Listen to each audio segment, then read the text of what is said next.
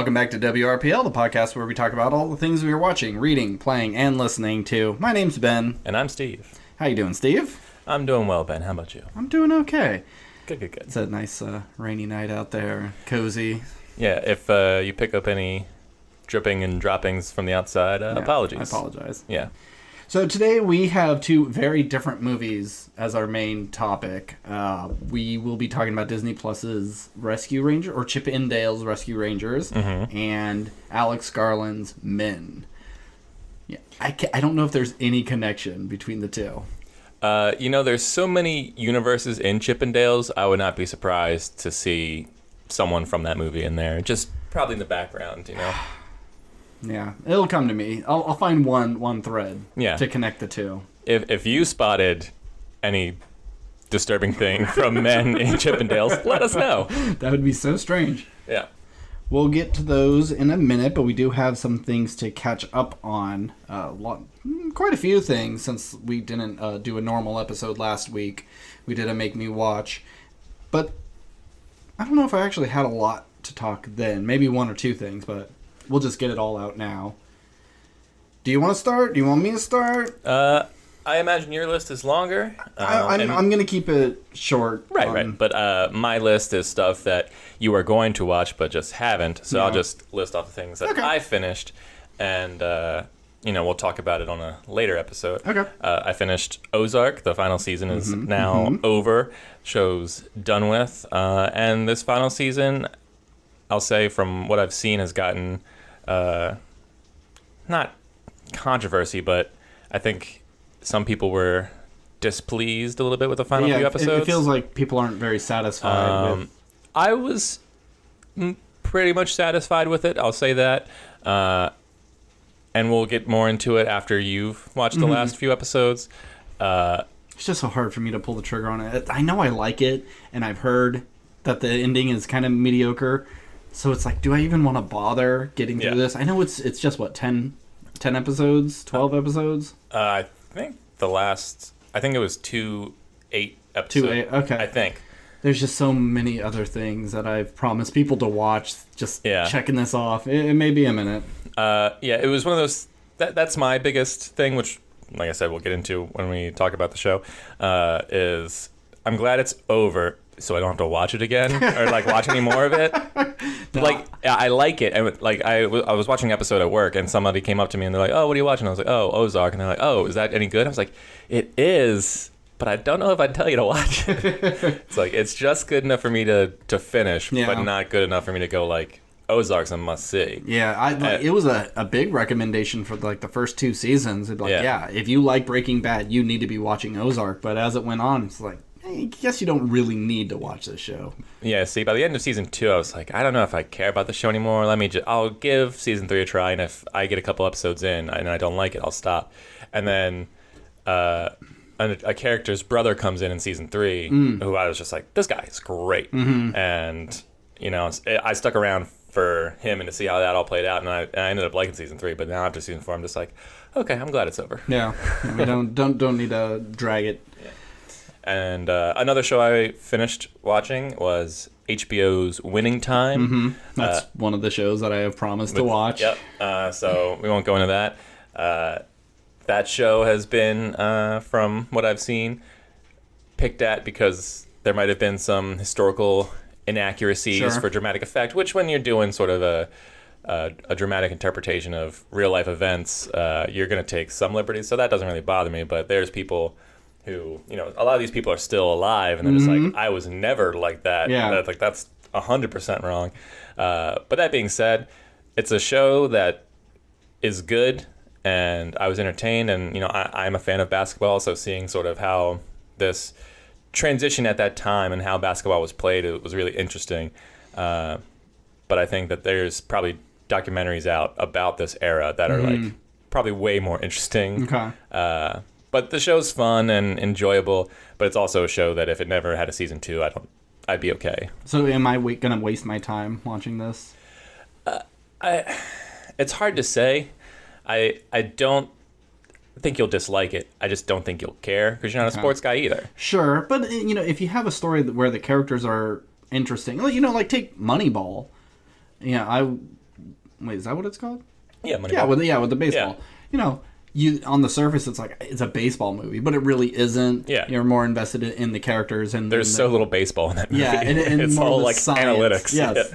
Yeah. And I really like that. So if it was on that side, we're like, yeah, you got your basic framework of this is a basketball team, but it's really what goes on out off the court and in their private lives that makes it really, really interesting. Yeah, I mean, it's done interesting in the sense that, like, it's shot like it's from the 70s, and characters talk to the camera. John C. Reilly just looks like he's from the 70s. Like, Yeah. he doesn't look like a modern person. Like a Ben Affleck. Ben Affleck exists in our time. He doesn't look like he belongs in, the Last Duel. But John C. Reilly, he fits this time period. Yeah, and John C. Reilly, like, well, that's the thing. Like, everyone's great on the show, and some of these guys are, like, first-time actors, essentially.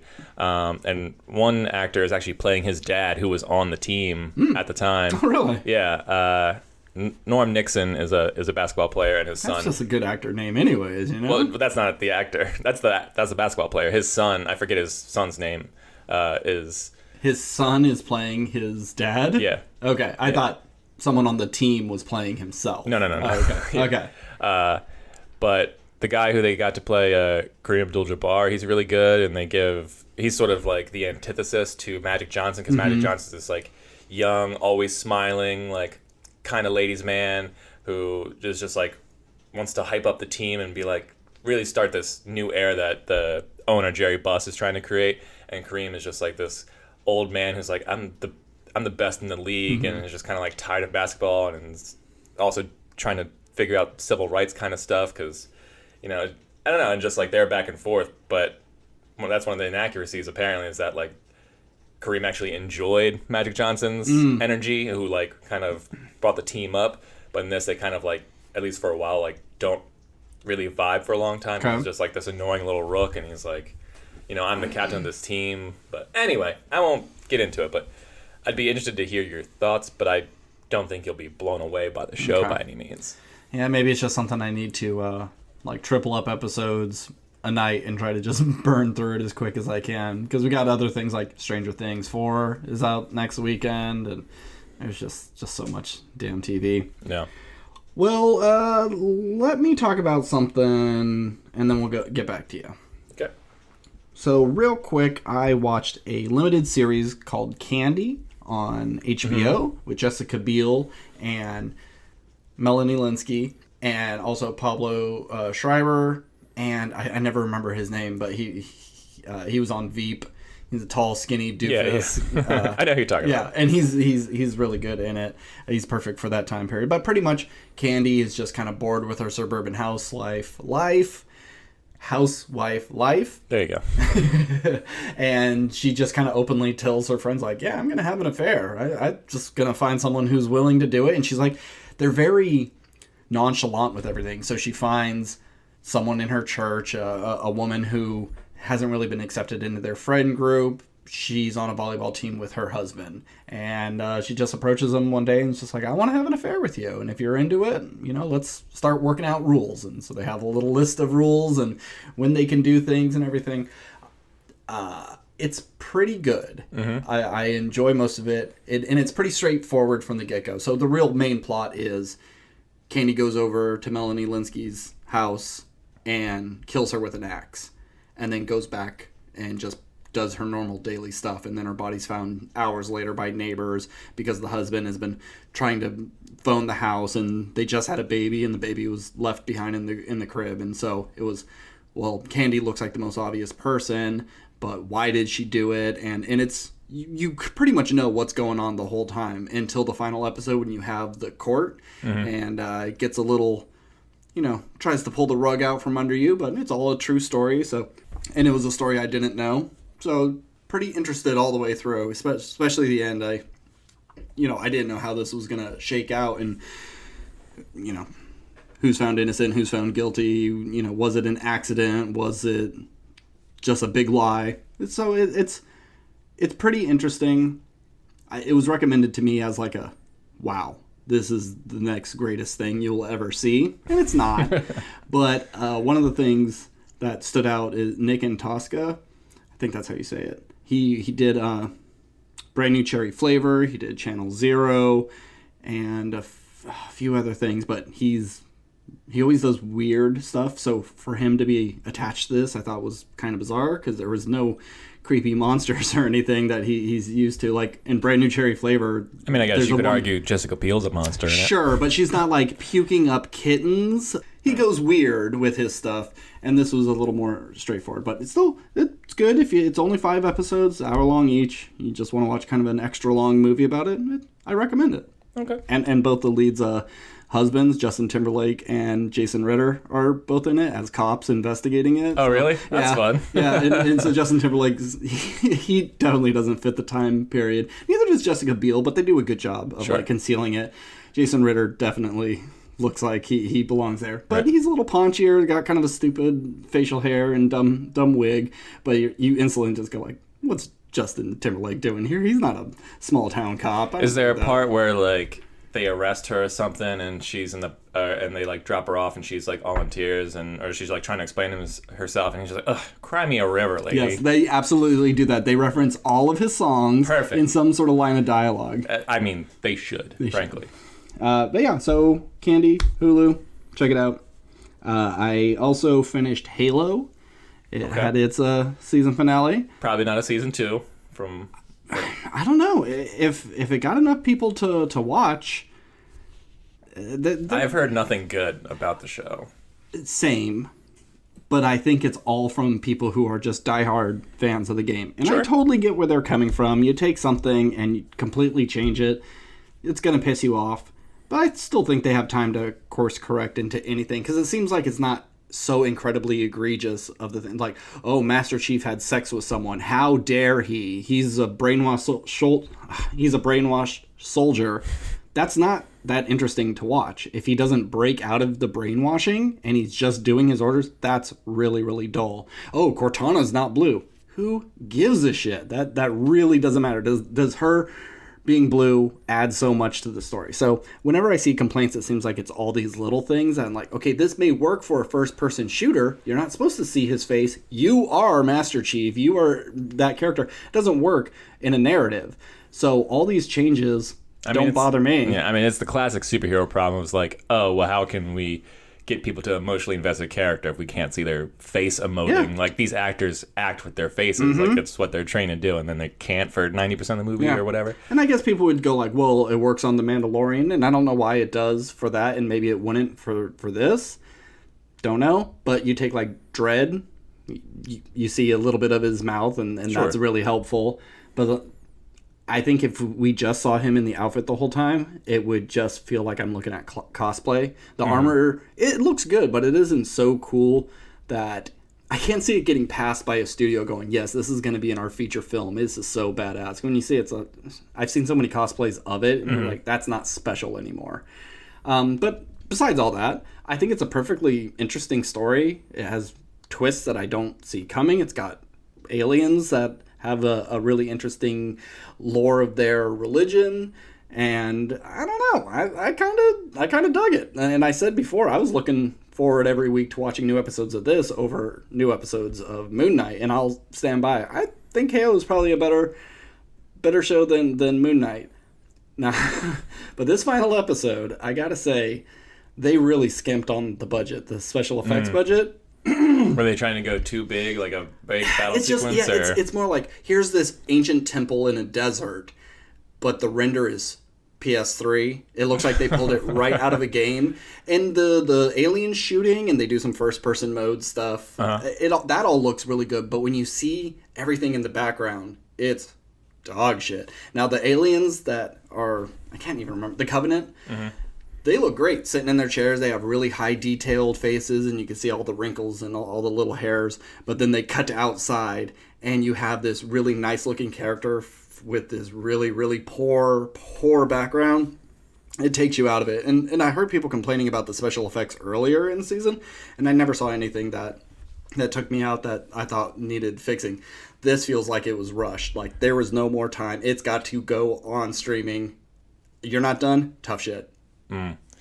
Yeah, that's a concern that I think I've mentioned before on the pod, and hopefully we see that change in the very near future. But it seems like a lot of these big budget shows skimp on special effects, and I don't know if it's just lack of time or lack of like don't care or effort or what it is, because it's just like, well, we're spending so much money getting these big name actors and putting $100 million into a couple episodes. It's like we need to cut something. It's like, well, who cares if the background doesn't look great as long as the costume looks cool and as long as like the story's fine. It's like it does. I want nothing to take me out of the show, and when I like notice those kind of things where it's like, oh, you guys didn't care about this, then it's like it makes me feel less of the show. And you just don't touch fantasy or sci-fi if you're not going to invest in effects. That's the appeal of it, is things that don't occur naturally, so you got to go crazy. Yeah. If you can't do it right, then don't bother. Or it could have been an animated show that could have been fine if that's your thing. I don't know. Maybe doing it in animation is even more expensive. Well, I was going to bring this up. I never played any of the Halo games. Well, that's not true. I went over a friend's house and played here and there, but I've never like sat down, played the story mode from beginning to end on any of the games. But I did watch. A buddy lent me. There was a Halo animated film, but it was like 10 different stories. I don't know how many it was, but they're all animated differently, and it's just kind of like a little separate stories that some have to do with Master Chief, some have nothing to do with Master Chief.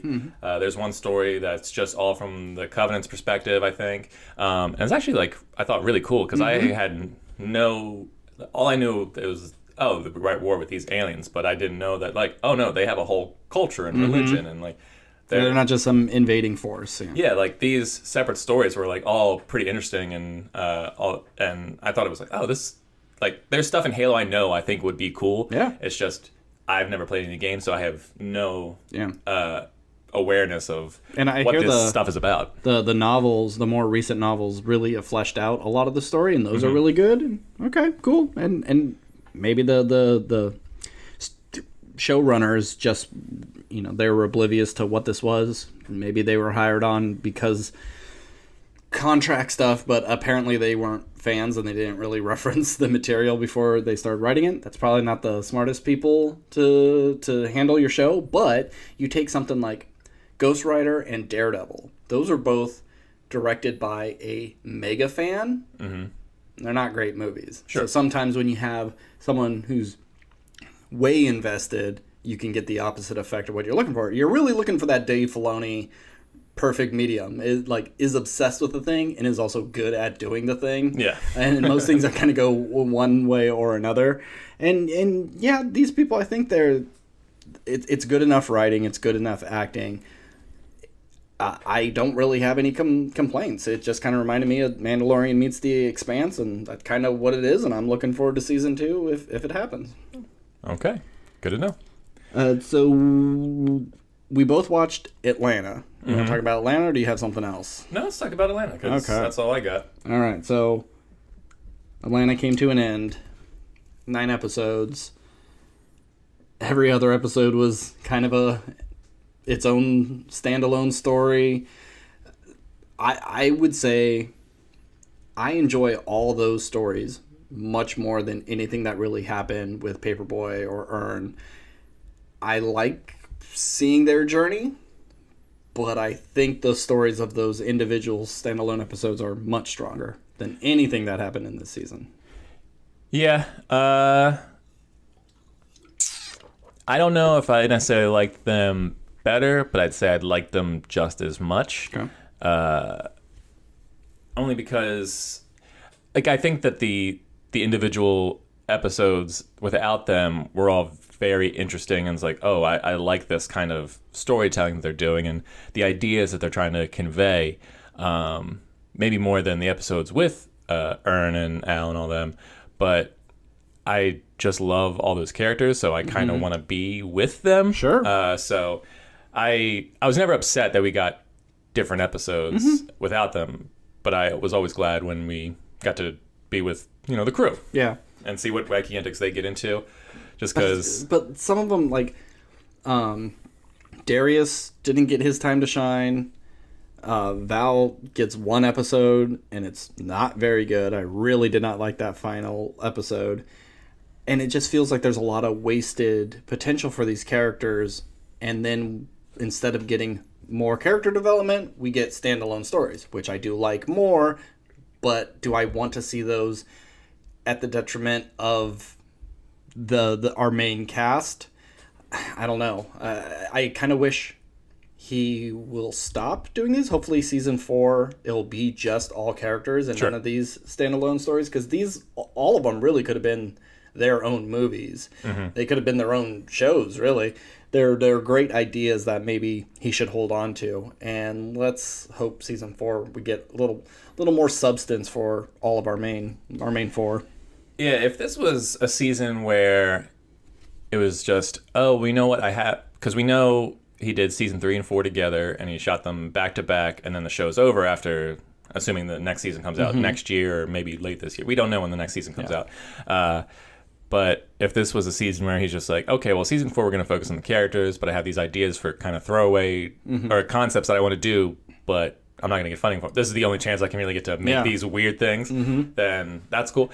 But yeah, I think that all the anthology episodes could have been their own Twilight Zone episodes. It's just like, oh, if this was like the concept piece, it's like, this is what we could do if you give us more money. We'll start a separate show and Tales from Atlanta. Tales from Atlanta, yeah. Fear the Atlanta Dead. And just do a couple seasons of just these heightened racial scenarios. I'd be all for it. Yeah. Especially since most of them, I mean, not the flamethrower one, I don't think that was a true story, but the other ones were. Actually, was it just the first one that was a true story? The first one was a true story, but it wasn't saying that the episode you're watching is a true story. It's just very closely related to a true story. Because there's different characters, and it didn't play out the same, and any of that stuff. But it had some highlights like of him hugging the cop and the photo. Yeah. There was they took very much from real life, but it wasn't 100% that story. Yeah. Okay, so do you have a favorite episode? I think it's either episode 1 or... What's episode 3? Episode 3 is when they go to that guy's house and he's got the tree. With the tree and the... there was some restaurant... what was the chain restaurant? Oh, yeah. In the chicken wing restaurant. Yeah, it was like a chicken stop. Right? Yeah, I don't remember. I can't remember, yeah. I would say probably episode 1 is my favorite. Yeah. Yeah, it was definitely an interesting way to start off the season with, because they've never done an anthology episode. Like, they've done, an episode like... they'll give Van her own episode, or they gave Darius Teddy Perkins or something. It's like, here's this weird episode that has like nothing to do with the overall thing, but it's always been somebody in the crew part of it. And then here's this story that, it opens with this weird ghost story on a boat, and then which has long-term effects over the rest of the season, underlying effects, and then this awful story about these two women who are foster parents. these kids because they're taking them because they won't have any good opportunities if they go to their natural homes. Yeah, and then just kind of use them as like social media fodder and like, look how great we are, and they're just feeding them like undercooked chicken. Yeah, they kept calling it fried chicken, but it just looked like raw chicken. It was raw chicken, and then ultimately ending up trying to kill all the children and themselves. Yeah, because death is a better release than any sort of life they could possibly have with their own families. Yeah. They just know so much better. Which, in real life, all those kids did die. Yeah. But in this version, they got away, which was And they nice. saved the dog. That was... they have this dog and they just let it go in the woods and like, oh... he'll do fine. No, he's dead. Like, have you been seeing pictures? I think it was in Australia of like these little dogs getting picked up by eagles, and they have to wear special harnesses that have spikes. So when the eagle comes down, it'll poke their talons, because dogs are just getting snatched out of people's hands. That's nuts. I have not seen that. Just another reason not to visit Australia unless you have a big dog. Yeah. But, like, even if you have a big dog, it's like, oh, what happened? My dog got bit by a snake. Oh, what happened? My dog got kicked in the face by a kangaroo or something, Yep. A koala ate its face. Just don't live in Australia. Yeah. What was your favorite episode? My favorite episode was probably the missing phone episode. Okay. I believe that's episode 4. Maybe even 5. Because for a while it's like back and forth between anthology and character anthology. Because the second one is Ern's sick, Paperboy walks out of the show. 2. Oh yeah, it was episode 5. You're right. Yeah. Yeah. So in that episode, Al is at a show and his phone goes missing afterwards, and they think a kid with cancer took it, and so Ern has to like. Fun little bit is Ern has to like stop the kid from leaving and then like check under his like cancer blanket and like move his legs, and everyone's just like, "What the fuck are you doing?" And he's just like, "My bad, I'm sorry." I can guarantee he does not have that phone. Yeah, and then they have to, but it turns out there was a kid there who was I say kid, he's a grown man, who was backstage, who is the venue owner's nephew or something, and he wasn't supposed to be there, and then so they have this like. They do just these fun little interrogation scenes trying to get this kid to crack, and this kid is a total weirdo. Yeah, he's a total sociopath. But there's a nice moment where Paperboy has like this nice, honest human moment with another person, because this whole time he's kind of been like a celebrity who just kind of doesn't want to be around his fans at all, and just tries to connect with this dude, whether that story's true or not. And then this kid plays this beautifully written song, and I don't know, it's a different and then you have Darius trying to doing his treasure map thing that nobody wants to. There's a treasure map and no one wants to participate in. It's like, not that I would ever believe that there would be treasure in this place, but if a buddy's just like, oh, I have this map to this place, I think there's treasure here, I'd be like, hey, well, we got time to kill, let's fucking look for a treasure. But I thought the episode was both really funny and had some nice emotional beats, and then you find out later that someone else had the phone the entire time, and you don't really know why. Yep. And it doesn't. And you don't ever find out anything about that later either. Yeah. It never comes to a head. Paperboy doesn't find out. Socks doesn't admit it. He just kind of like takes his phone, throws it away, and it's a power thing. I mean, who wants Paperboy to fail? I don't know. Yeah. And I also was a big fan of the Big Paycheck episode, which was all about reparations. Yeah, that's probably my second favorite. Yeah, it's just a real fun, interesting concept, and just seeing like white people trying to figure out how to like not pay money. Oh, I'm actually part Jewish, so I'm exempt from this. So that was fun. And I noticed in the episode, like the dude, there's a guy who kills himself at the very end because it's like he's burdened with this huge payment for reparations, and he blows his brains out so he doesn't have to deal with it. But his name was Ern, and I remember going Ernest, yeah, and like, oh, that's kind of interesting. I wonder how that's gonna come into play. Why would you if you name a character Mike, no other character is going to be named Mike in the entire run of the season or the series. And then at the very end, his bag ends up with Ern. Well, yeah, he was the guy on the boat in the very first scene. And then he comes back in this episode and kills himself. And then, he's in the very last scene of the show. But why would his bag go all the way to France? I mean... I guess it was just in the system under Lost Bag under this name. They find that name because... What? Because he lost his bag too, so... Well, but when Ern got the bag, he was back in Atlanta.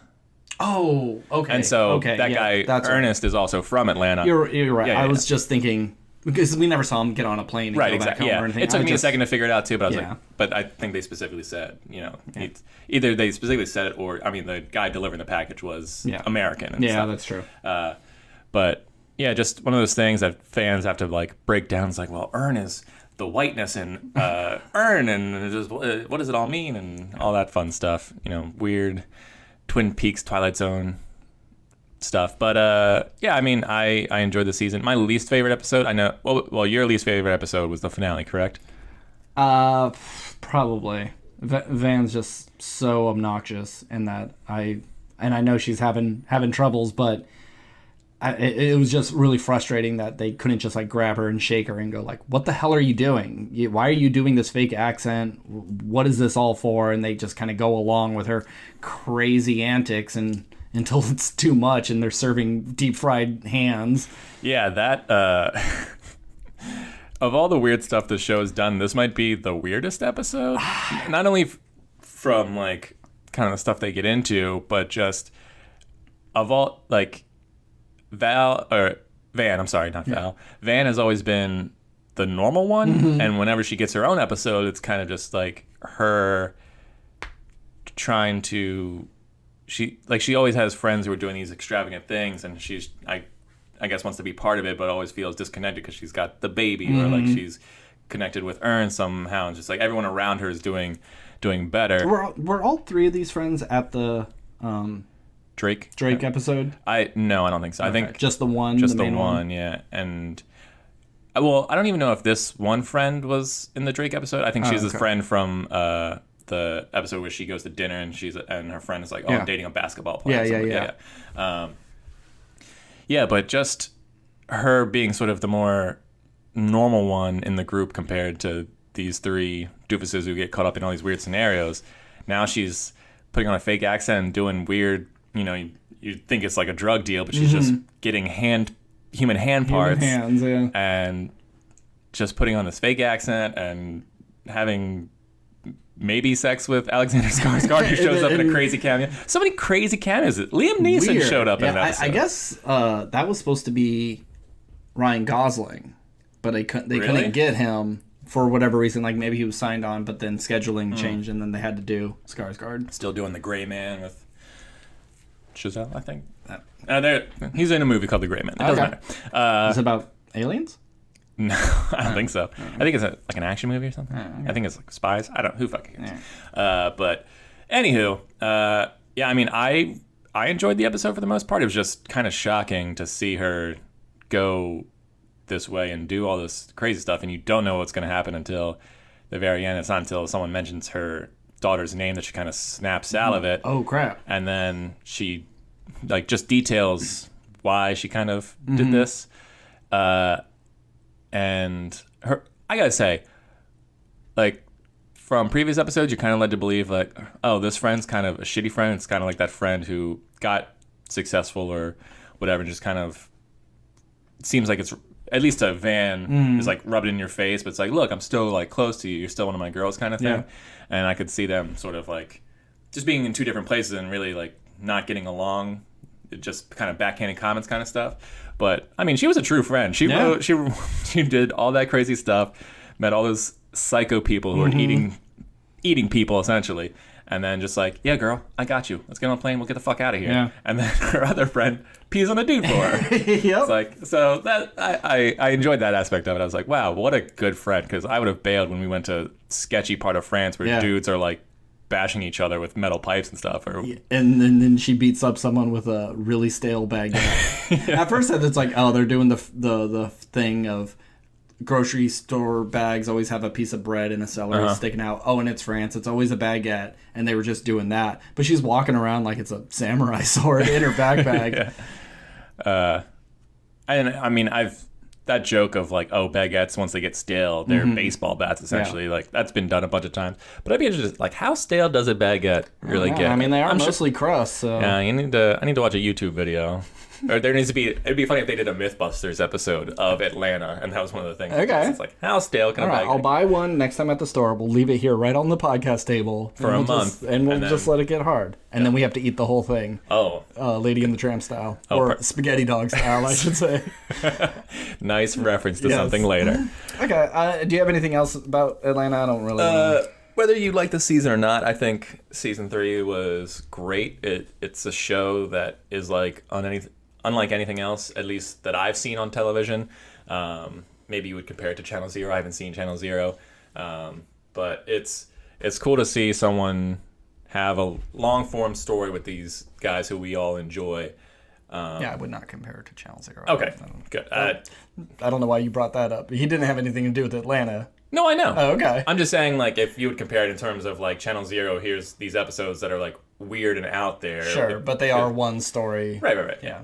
Anthology series, but yeah, I think the show's great, and I look forward to the season 4, and it'll be sad when it's over, because I've enjoyed watching it, but it's also been almost a decade for 4 seasons. I know. When I saw that it was 2016 for season 1, like, really? God, they really...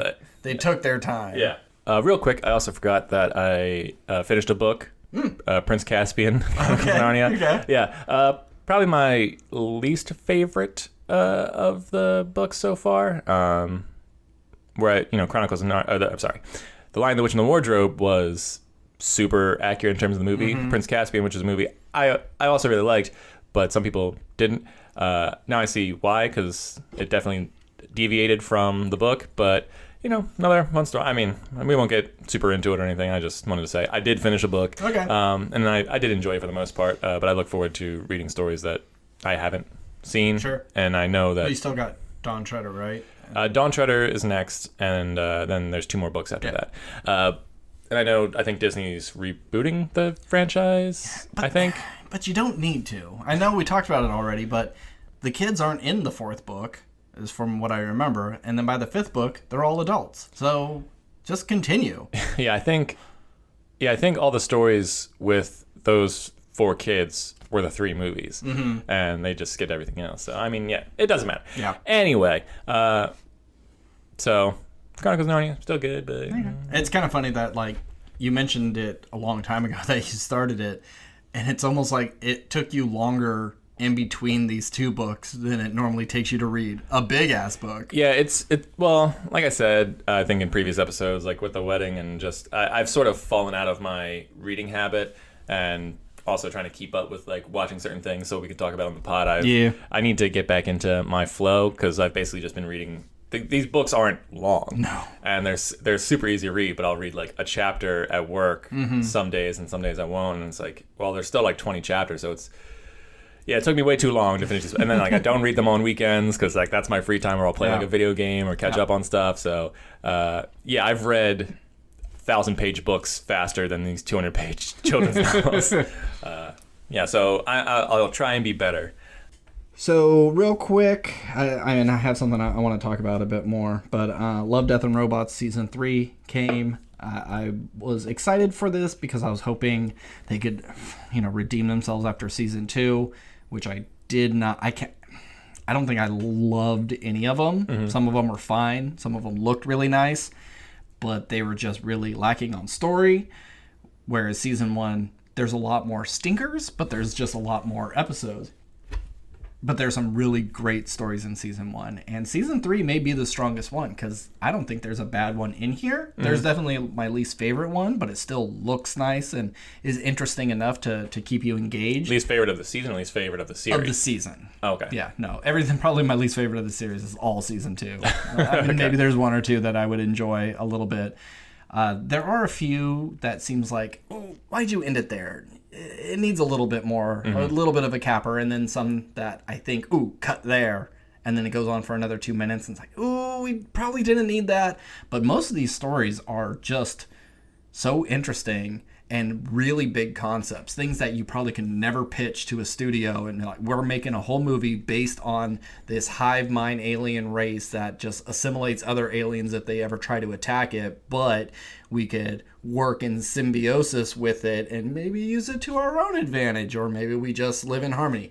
And it's so out there, there's no way a studio is going to greenlight it. But when it's a 20-minute short, It's very, very interesting. There's one, I think it's called like Mini Zombie Apocalypse. And the photographic mode of like tilt shift? So you'll shoot a city, but because of how the lens is, it makes everything look like miniatures. Like you're shooting a miniature, even though it's a real building, real cars. It's just like, that just looks like miniature animation. Well, there's a zombie apocalypse in that form, so everything you're seeing is way high up, and it's just like 2 joggers running on a little trail, and then it's kind of sped up, so zombies come in and kill them real quick, and then they stand up and join the horde, and it's just a zombie apocalypse at like high speed, and there's no dialogue, and all you hear is just a lot. Since it's all sped Wait, what does it sound like again? You heard it. Rewind it.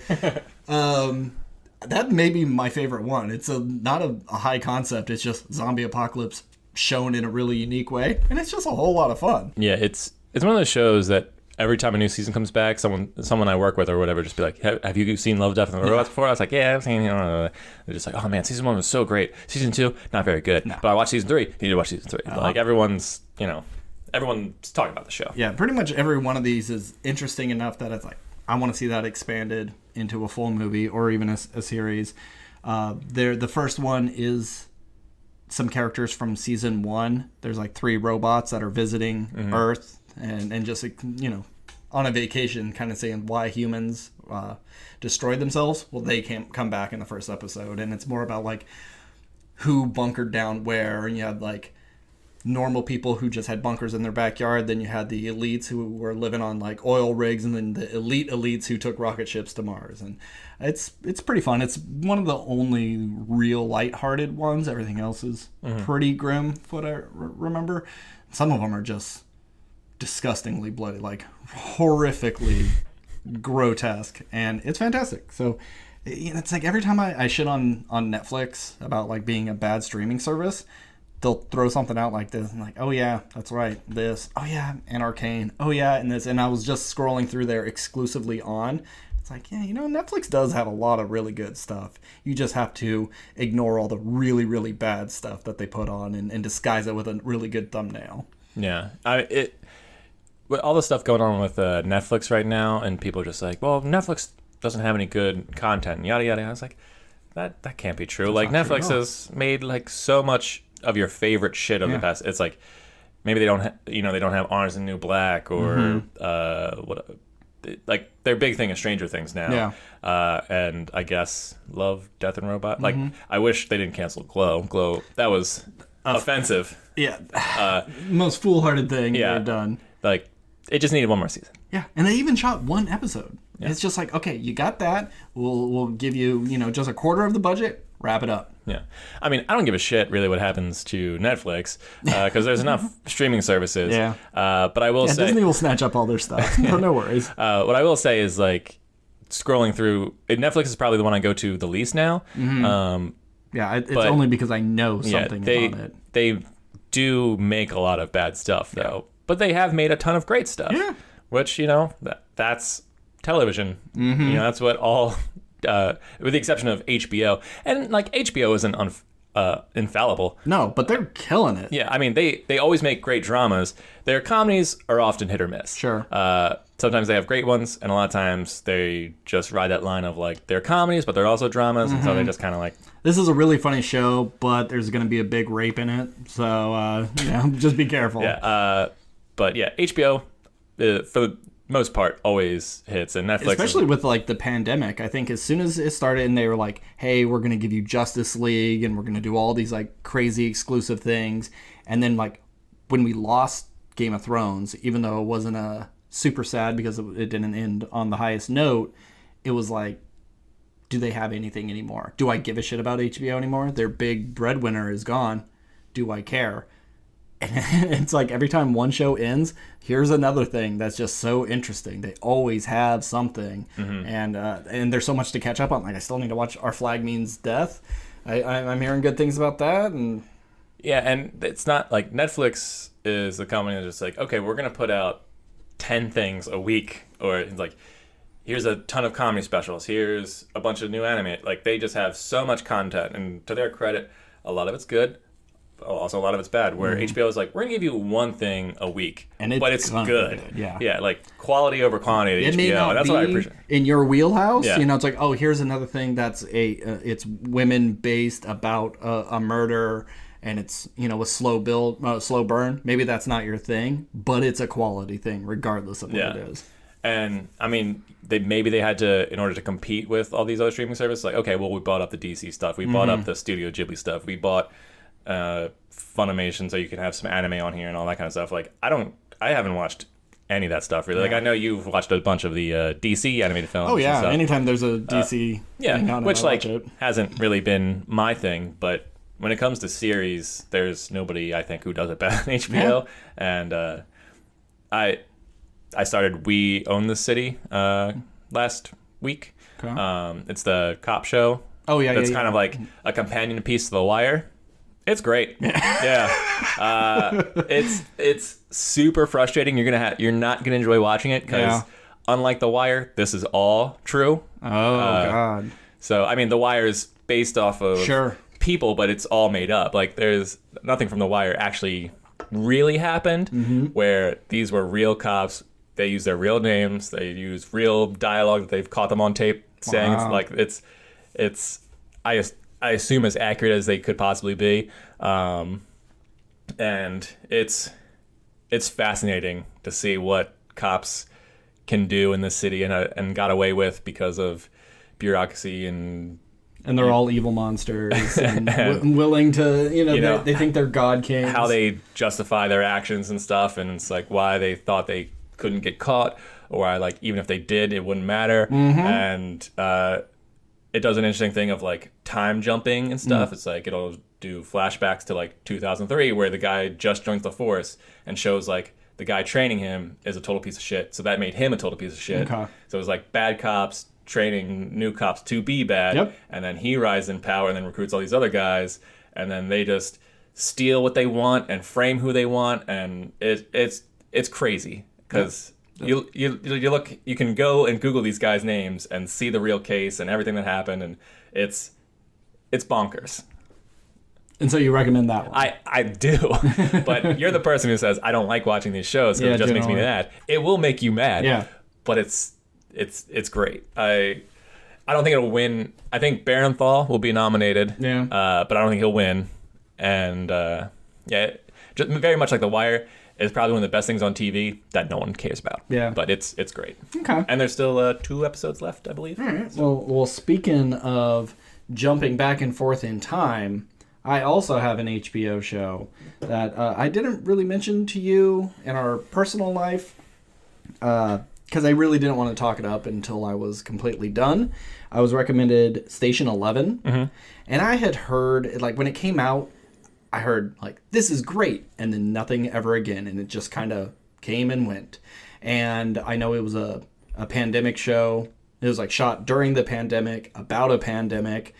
Since, like, do I really care? And it's so little of that because in this show, the pandemic, it explodes. It kills you within hours, and there's no incubation. So it kills people, and if enough people stay in quarantine, it goes away on its own. So we start with at a play. There's an actor. He starts having a fit, and they think he's having a heart attack, and an audience member runs up to help. He's not a doctor or anything, but his sister is, and he thinks he could help. And there's a little actress who is in the play that she looks kind of lost. So he's just like, well, where's your parents? They don't come. Where's your wrangler? Oh, she went to the hospital with the actor. Oh, crap. She's all by herself. So he takes her just to get her home. She's locked out. And he's getting phone calls from his sister like, this is the worst thing ever. Everyone's going to die. You need to go find our brother, hunker down, and wait because this is a world-ending thing. So he's like, well, I got this little girl stuck with me. She has to come. But he's really good about it, about like, hey, I can't just force you to come with me because that's kidnapping. I need you to make that decision. And so she's just like 8-year-old girl. So they do the smartest thing that they never do. He knows a pandemic's coming, so he goes to the grocery store and gets like 8 shopping carts filled with stuff and bungee cords them together and then just like pushes it to his brother's apartment. And so the first episode is pretty much getting there and watching the news, and an airplane like falls out of the sky and you could just see power starting to go out, and it hits big.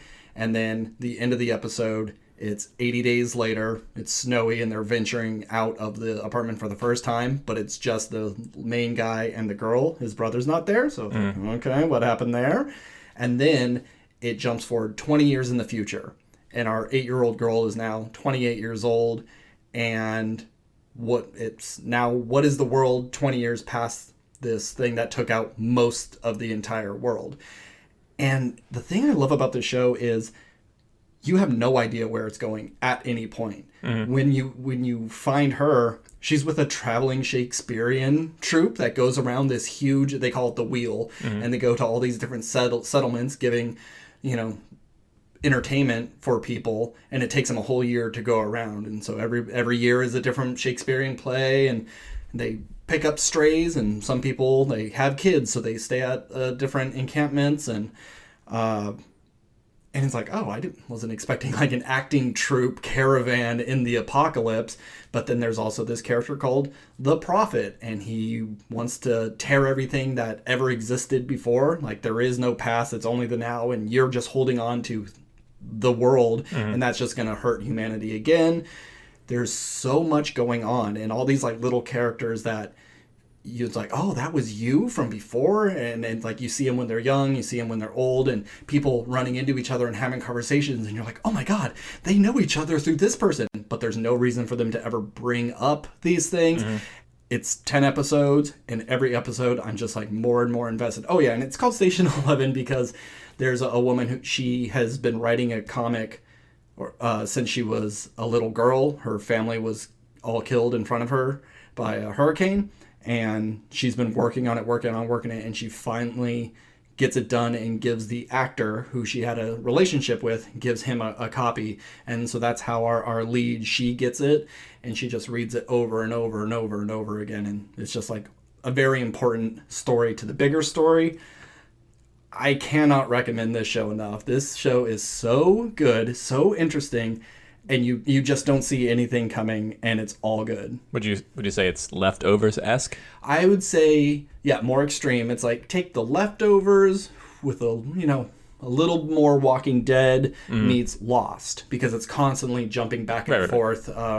Because it's 20 years in the future, but she's not with the guy that saved her. So for many, many episodes, like, well, what happened to them? Did they fight and they break up and they go their separate ways? Was that early in the apocalypse? Was it later on? Does he die? Does she kill him? Like, you have no idea. And so... Wait, so the 8-year-old girl eventually grows up to have a relationship with the guy? No. Oh. No, and what? You just said, did they break up? Who are you talking about? like, yeah, did they go apart? Oh, okay. Did they separate? I thought you were saying that she eventually got 18. He was like, I guess we can date now. I was like, okay. Thank God. I didn't want that. Not that. There's no major people you would know who's in this except Lori Petty is in it. She was in she's Tank Girl. She was in A League of Their Own. Yeah. I never saw Tank Girl. Oh, okay. David Cross is in it, actually. Oh, okay. And that's very surprising. I'll tell you a little thing off air because I don't want to spoil it. That's just gnarly. That involves David Cross. Well, maybe I won't. Maybe if you're interested in. I mean, I have heard that Station 11 was interesting. It's just I had never heard anyone talk about it in depth until just now. It was one of those things. Like, I think I showed the trailer, and I mean, my wife. I showed my wife the trailer, and I was like, "Oh, would you be interested in watching it?" I was like, "Yeah, I'll watch it," but she didn't seem like that. Yeah. And then we just started watching other stuff, so it kind of just fell to the wayside. Yeah, when it's a thing about a pandemic, you just like, I don't give a shit. But this is based on a book that came out years ago, and they started shooting like December of 2019. So they had to shut down production for a pandemic about a show that's about a pandemic. And that had to have been so scary for them to be like, yeah, all these things that we're talking about in the show and we're warning everybody about, it's actually happening in real life. And and since it's a way more violent flu, I wonder how much scared, like, oh shit, I got to get inside now and do what these characters do because... Yeah, see, that's the movie that would be kind of fun to see. It was just like, we were making a show about the pandemic, and the only reason I was able to survive was because I was doing this show and learned the secrets to surviving. And then the rest of the movie is... Well, you figure out how they survive or whatever. Yeah. But like that's a fun story on its own. It's like I am only alive because I just happened to get cast in the show about this thing that just kind of actually happened. Yeah. Like the little girl who just so happened to learn about tsunamis when that was it Malaysia that got hit by a tsunami and was able to like warn people and get her family back into the hotel because she just learned about it. And so yeah, some similar thing. It's weird you bring that up because that video of that wave coming like. Randomly popped up on my YouTube feed a couple days ago. Horrifying. Yeah. Scary. Yeah, just watching people on the fourth floor like screaming at people and they're just like walking down the street and then here comes a wave and like, yep, those guys are dead. And it's like, it doesn't even look that fast, but it's fast. Yeah. And it's deep and it's picking up a car and you're tumbling through dirty, filled water. Like you're just going to tumble and hit a stop sign and you're gone. Awful. Yeah. Seeing the impossible. It's great. Yeah. See a little Horrifying, but great. little baby Tom Holland. Yeah, little baby Tom Holland. Yeah. Little baby Toms. Tommy H. So yes, Station 11. Highly, highly recommend. One of my probably top of the year. Oh, cool. For sure. God damn it, just another thing I have to watch I know. now. It's annoying. And every time I tell people, they say the same thing. It's like, well, I already got a lot of things. Oh, it's only 10 episodes. You could get through it. But I am telling you, you'll watch one episode and go, okay, that was pretty interesting. And then you'll watch the second one and be like, no, I need to see where this is going. Modern art. All right, our main topics. We're gonna go light and fluffy first, and then we'll end on dark and miserable. Yeah. So Chippendale's Rescue Ranger, Disney Plus show, directed by Akiva Schaffer. Akiva Schaffer, written by Dan Greger and Doug Mand. Is that correct? Yep. All right. It follows the story of Chip and Dale, retired actors who had a big hit with their Rescue Ranger show, and because of the folly of a certain character, they get canceled, and their lives kind of take a different turn, but they get pulled back into the action when one of their friends and co-stars goes missing. So Chippendale came out in like 1990, I think it was, 89, 90? Yeah, I looked it up. 89 was the first 89. season.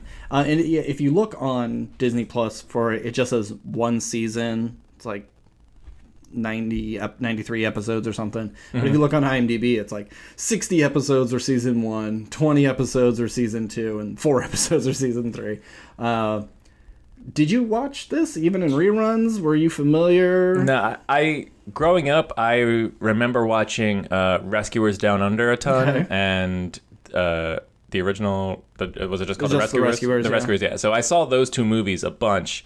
I don't remember them all that well because I watched them when I was, 3 or 4. And only vaguely have a connection to this. They're like not related except that they are small rodents that rescue people. Yeah. Which is strange that they would make this show and they are not the people you base the show off of. You know? So yeah, they were they were in my time, but a little just before it. Okay. Before I could really form memories of shows I was watching. Sure. Well, I loved Chippendale. And it's been a long time since I've watched any of it. So before I watched this movie, I wanted to rewatch some episodes. So I wanted to watch the first episode and the last episode, and then one that I remembered from my childhood.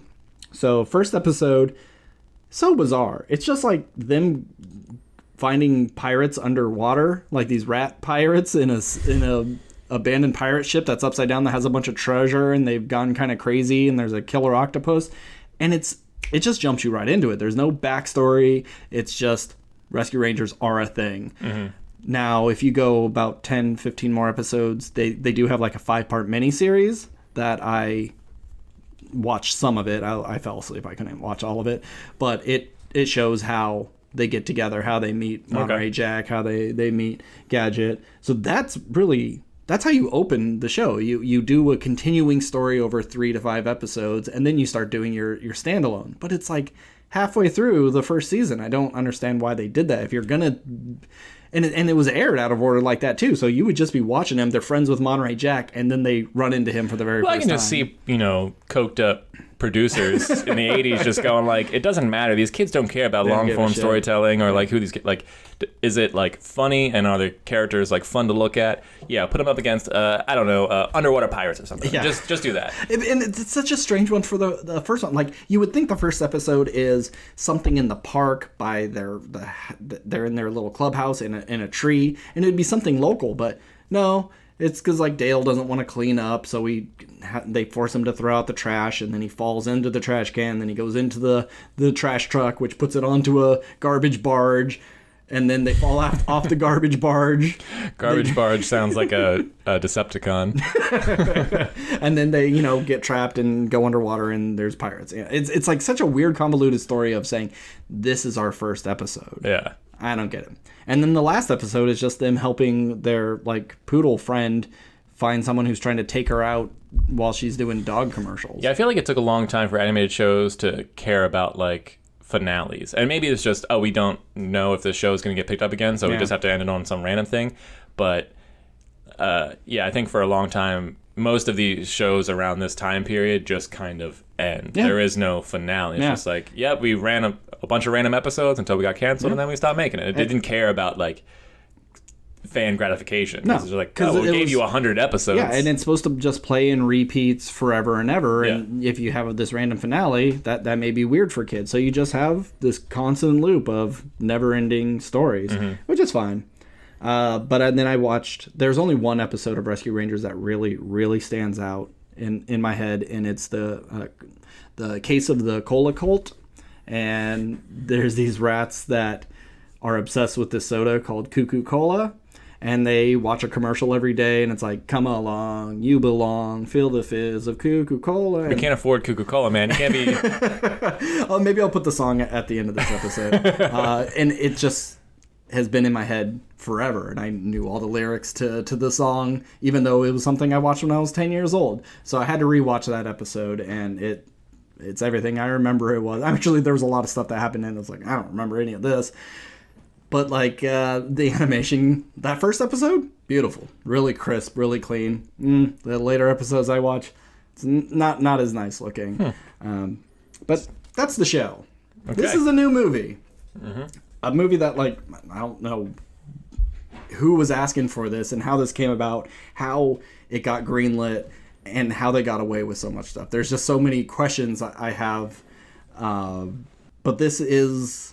It's not a remake. It's not a reboot. It's a continuation, but it's a little bit of everything. Because I was kind of looking like, how do you remake something like this? You can do just a straight remake. You just kind of update the graphics, the character designs a little different, but you do the exact same thing. Or you do a super updated one where, well, we're not going to even do 2D animation. We're going to do 3D. It's going to be bigger and more modern. Today. Yeah. And then, or you do the continuing story.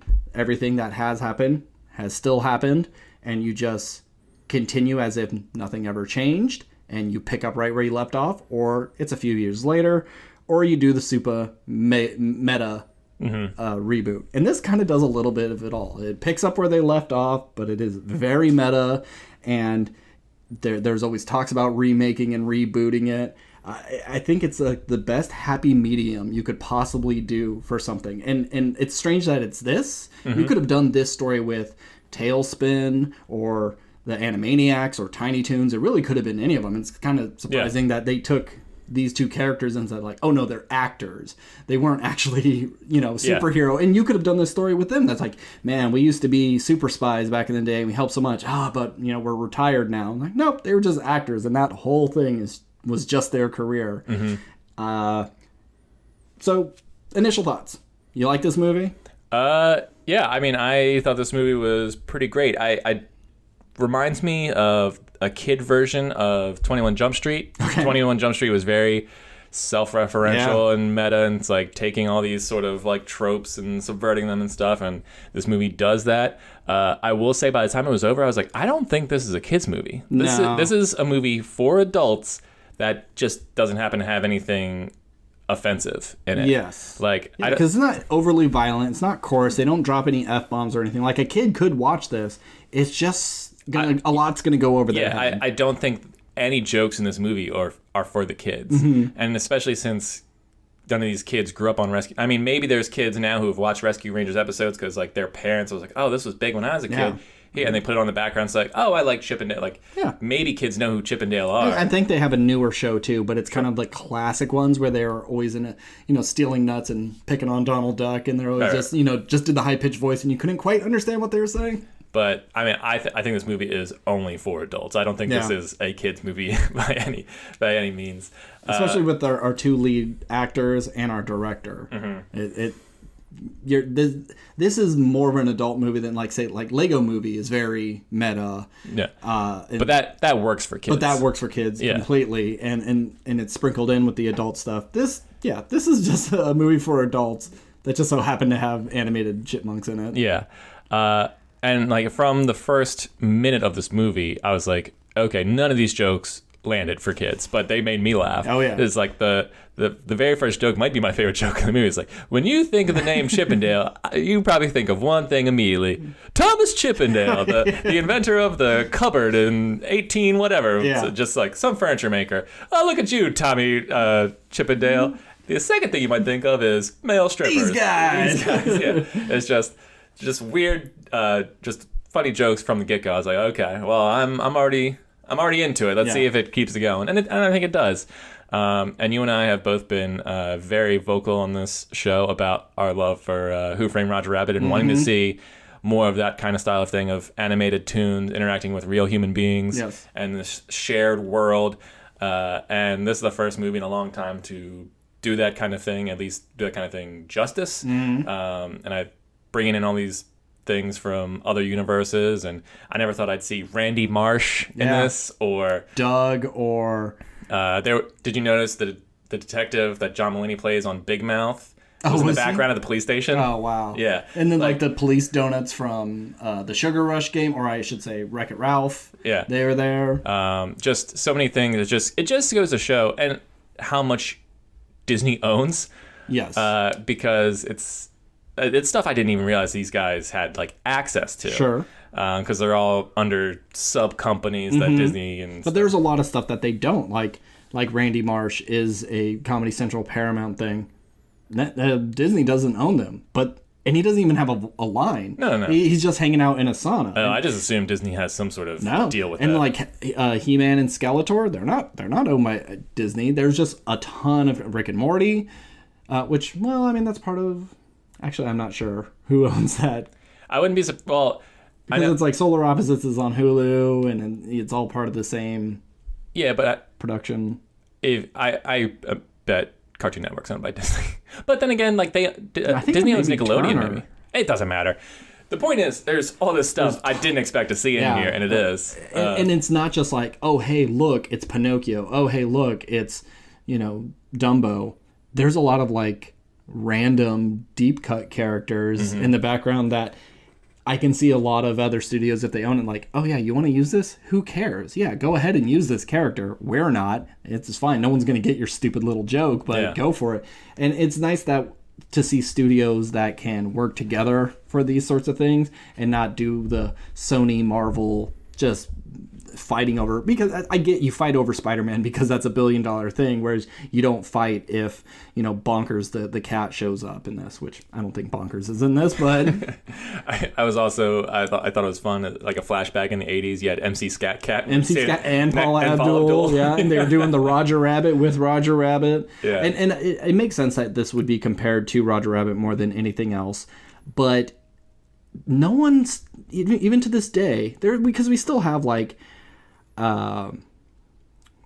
What's the Rabbit movie with James Marsden? Oh, Peter Rabbit? Is it Peter Rabbit? Yeah, Peter Rabbit. Okay. No, Hop. Hop was the James Marsden one. No. Yeah. Oh. Hop was James Marsden because the rabbit was played by Russell Brand. Okay. Peter Rabbit was the James Corden one, where it's like takes place in the English countryside and that kind of stuff. But isn't James McAvoy the rabbit? Anywho, you have a lot of, or like, let's just say Alvin and the Chipmunks. Sure. You have a human interacting with CG characters, but I never believed like that CG character is in the room with them, no matter how many times they bump a plant or anything as they go by. Roger Rabbit nailed that with every little shadow. It's a lot more flawless. And I don't think they quite get it with this. I never feel like it truly, they are interacting in the same space. Even with Chip and Dale, because they are two different animation styles, it's sometimes hard for me to think that they are quote unquote in the same room with each other. Sure. Well, I think that also might have to do with the one, there's a bunch of different animation styles like you said, but two, like HD and stuff has become more prevalent, so like you can't hide the flaws. Yeah, it's kind of easier to have the suspension of disbelief because everything's so clean and crisp, and so like you notice when you're like on a set and everything versus when you're in the actual streets, and it I think older grainier film kind of helped you get into the belief system more than this. But I mean, I think it worked for me, and what I wanted to see from this movie was quality jokes, because if the story sucked, because I had no connection to the rescue Chippendale in any real sense, it's just like as long as it's funny in the same way that Mitchell's vs. the Machines or Lego Movie, like these kind of referential movies and stuff like that are, then I was happy. And a lot of jokes in this movie worked for me. Mm-hmm. All right, so let's talk about voice acting. Mm-hmm. What did you think of Andy Samberg and John Mulaney? John Mulaney's got one of the most interesting voices in animation. Yeah. So I knew he wouldn't be an issue. And I think Andy Samberg was a nice foil for him. He plays a goofball better than anyone, and Dale is very much a goofball. Mm-hmm. And I think John Mulaney can also play a lot of goofballs as well, but him being the straight man, because I don't think Andy Samberg could really be a straight man, at least not up against Mulaney. No. So Mulaney being, the smart one, in quotes, was, they were a good pairing. Yeah, but even though he was a straight man, he had a ton of jokes. Oh, yeah. He's very, very funny in this. What about the other, we have J.K. Simmons as the police chief, which also like second most identifiable voice in the biz. Yeah, I mean him playing a police. He played J. Jonah Jameson and Commissioner Gordon, and now this. It just seems like those three are just the same character. Yeah. It's just, like you just get J.K. Simmons to be authority figure with a mustache. And yeah, it's like if you have a character who has a mustache and is authority figure, just get Simmons on the line. Yeah. But I mean. He was fine. I feel like he wasn't in it enough to like. I mean, he was, and I didn't really care about Simmons being in it that much. Seth Rogen had a bigger part than I thought he was going to. Yeah. But I like the bit of him running into the three other animated characters he did. And I think there's even another one. He was in like Spiderwick Chronicles, and he was some little like animated elf goblin thing. But I think if they put that in, that would have been one of those. Okay, what was that one? Yeah. Okay, I remember the blob alien thing, and okay, I guess I remember the mantis, and I remember Pumbaa. But what is that other thing? I never saw the Spider Chronicles, so he just says book a lot. That's all I remember. He just book. But any other Dennis Haysbert, Zipper. I know he's not a big. Oh part. yeah, that's funny because Zipper always just had a silly little voice, but so did Chippendale. So it makes sense that he would have a normal voice. But Gadget and Monterey Jack. Nope, that's just their voices. And there's a really good joke of like them saying, "Oh, it's a good thing that you still have the blimp." And like, yeah, I guess my TV character, my real life character, is exactly the same. Like, yep. And it's just like that's cool. That's how we'd write around it. Who cares? Will Arnett as old Peter Pan. Yeah, Sweet Pete. Sweet Pete. Yeah. Which also another extremely recognizable voice, but normally he's just doing different layers of gruff, and I think he had a little bit of a New York accent to this one. So it took me a second to actually figure out it was Will Arnett. But yeah, once you hear it, it's like, oh yeah, duh. Yeah, of course. But yeah, I mean, I liked all the performances across the board. Who played the chef, the one that was making the stinky cheese? Oh, I don't remember. Damn. All right, Anywho. What was I gonna say? I liked all the performance. Oh, the one thing I was kind of hoping for that I didn't quite get was like a really good scene of emotional weight of them like reconnecting or them falling. I don't know. There just wasn't a scene where like when he gets shot by the thing and he has the pog slammer underneath him and it saves him. That's like the most emotional part. But normally they're more emotional things are bits of comedy, like when they do the jinx and they're saying the same thing over and over again. And we gotta call Guinness Book of Records. Yeah, those are your more touching reconnection moments. I mean, none of it was bad. It was just like I was kind of hoping that in these kids movies, I just want like one scene, that's up-esque, not necessarily as awful as that. I'm saying like or a moment just like, wow, that really touched my heart in a way I wasn't expecting. Yeah. But yeah, I mean, it all worked for me. And I liked the, we're going to, what do they call it? Bootleg them and just like transform them into these like crappier versions of other characters. And then they even like, very reminiscent of what they did in Who Framed Roger Rabbit. And they rolled out that, like the tools they use and like you saw Dip was in there. I was like, oh, that's fun. That's just, great. They thought of everything in this movie. I like the meta references of the things like, we have those knockoff movies like Ratatouille and Going Up. That why they exist. That they are just like, that would be Remy and he just went through this process and he's forced to like do a crappy bootleg. But then also like they're in the valley, the uncanny valley. So all that horrible CG from the late 90s, early 2000s with the dead eyes, and that's where they find Seth Rogen.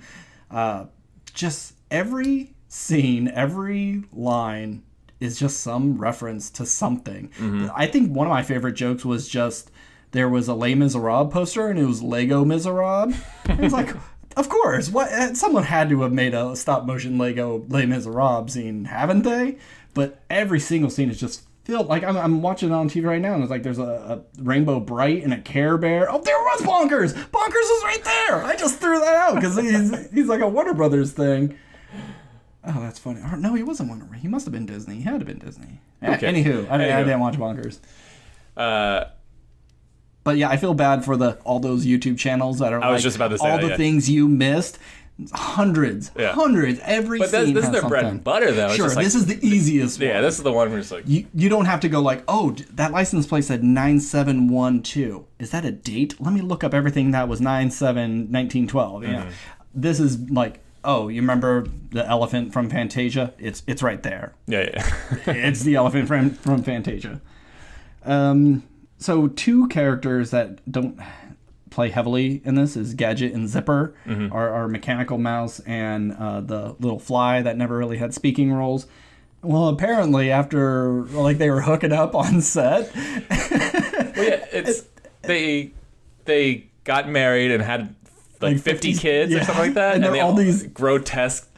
Usually it's they're cute, but they're weird, freaks of nature. In cartoons, either they have if it's two different animals, either like half the kids are flies, half the kids are mice, and then there'll be like color swaps, and there'll be color swaps, or it's like, okay, well, these mice have fly wings and these flies have mice tails, or like mice ears. So it's just like there's little things like that, but these things had like multiple arms. Every single one was like, okay, everything was different. Everything was different on each one. It was horrifying, but they're all really cute. And I just find it so weird that they would do that with those characters. I figured, because in the show, Chip and Dale are always going like, hi, Gadget. They're always like pining after her, but she's a little ditzy and not always there and doesn't notice their advances. And Zipper was always just Monterey Jack's like little buddy, more like a dog than anything. and then they hook up and they get married and they retire. It's a very nice, sweet story. Yeah. But that was one of the things that made me go like, okay, this isn't a movie for kids. Not that kids couldn't handle that thing, but there's a scene in this where they go to Monterey Jack's house and he's a coked up 80s dude. Yeah. But instead of Coke, he's into that stinky cheese. Cheese. They do a whole like subplot of like investigating the stinky cheese front, where it's just like, okay, well, this is clearly a reference for drugs. And I mean, one of my favorite things in animation is the smell lines. The smell lines that come off and like turn into hands, and the fingers poke you in the nostrils and lift you up. Yep. Like, I love all that. I don't know why that bit works for me, but I got stink lines that'll raise you through the ceiling. Yeah. So it was just they did adult humor with kid. I don't know the word I'm looking for, but they did it well. Yeah. But I like when kids shows can do adult humor in a sense. And it's not just like animated and CG. We also have like puppets. We have claymation. We get a little bit of everything. It was wonderful to see. The Stinky Cheese Chef is just like a regular old puppet, but then the police chief was this claymation Gumby type character. And speaking of that, I loved his fight. That he was just transforming himself into all these different things, going all Clayface on him. I was watching that and going like, oh, this is like actually kind of scary. This is really good, yeah. But I also love that how he takes fingerprints. He'll just put his hand on it and then like slice it off. It's like, get this to the lab. I was like, oh, that's a clever bit. And then the like double fake out of, oh, well, it can't be the police chief because that's too obvious. They always do that in every movie, so it must be the person we thought was good. Yeah, I thought it was her. Yeah, so did I. Everything she said just didn't ring true. And then at the end, he's just like, no, of course it was me. It's like, do I have some evil plan of why I did this? No, I'm just greedy and I just love money. Money. So, I mean, do you have anything else, I recommend it. If you're a fan of Chippendale, watch it. If you're not a fan of Chippendale and you just like see different animation styles, do a bunch of funny stuff, go. If you like John Mulaney and Andy Samberg, watch it. I'd say my favorite bootleg is Flying Bedroom Boy. I need to go through this movie again. Like Monterey Jack goes through the machine to bootleg him, and he turns into like Stupido, the dumb elephant boy, or the flying elephant boy, which is a Dumbo reference. And I just saw like that's what I call cartoon singing. It just so many of those little things were so funny. I wish I could remember. I wish I wrote more down. Yeah, there was an ad for Senator Butthead. Oh yeah. Which I was like, so strange. So strange. But I think I get what they were trying to do there. Sure. I mean, it's like, oh look, he's stupid and he runs for politics. But also, that's what a lot of celebrities do when they get older. They go into politics. And I always appreciate. And this is another just specific thing for me. I like when movies that take place in L.A. do like a chase scene through a bunch of different sets. And so I like that they were like filming all these bootleg stuff in LA, not like in some foreign country or anything. So you got to see them like I love them going through the bootleg Aladdin set, and you just saw like the flying carpet on like strings and stuff, and I don't know. Ran through Simpsons. What does he say instead of I Caramba? He's like Chumbawamba man or something. Pachuco. There's only really two things I want to mention. One that could have been more embarrassing. It's still embarrassing, but it could have been more embarrassing. Is the rap? Like, Chip makes mention that like they always make the rebooted kids show. They make them rap to make them cool and modern. And it's always terrible. It's always like, my name is Ben and I'm here to say, that very 80s white rap. Even if they do like a good kind of song, it's always still bad. Yeah. I mean, just look at Space Jam. I was thinking about Space Jam the whole time watching this. Like, this is how you do. You have access to tons of characters. You're talking about Space Jam 2? Yeah, Space Jam New Legacy. Yeah. You have access to all these characters, and what do you do with them? You just put them in the crowd cheering. You don't do anything with this property. And then here they come with pre-existing stuff that's built into the company, and they farmed out a ton of other things. It's just a good contrast between those two. They're just very, very different movies. But the rap, were you going to say something more about the rap? Well, I totally forgot about it until you brought it up. but I was just going to say, when they made that offhanded joke of just like, oh, they always make them rap, I was like, oh God, they're going to rap later in this, and I'm going to hate it.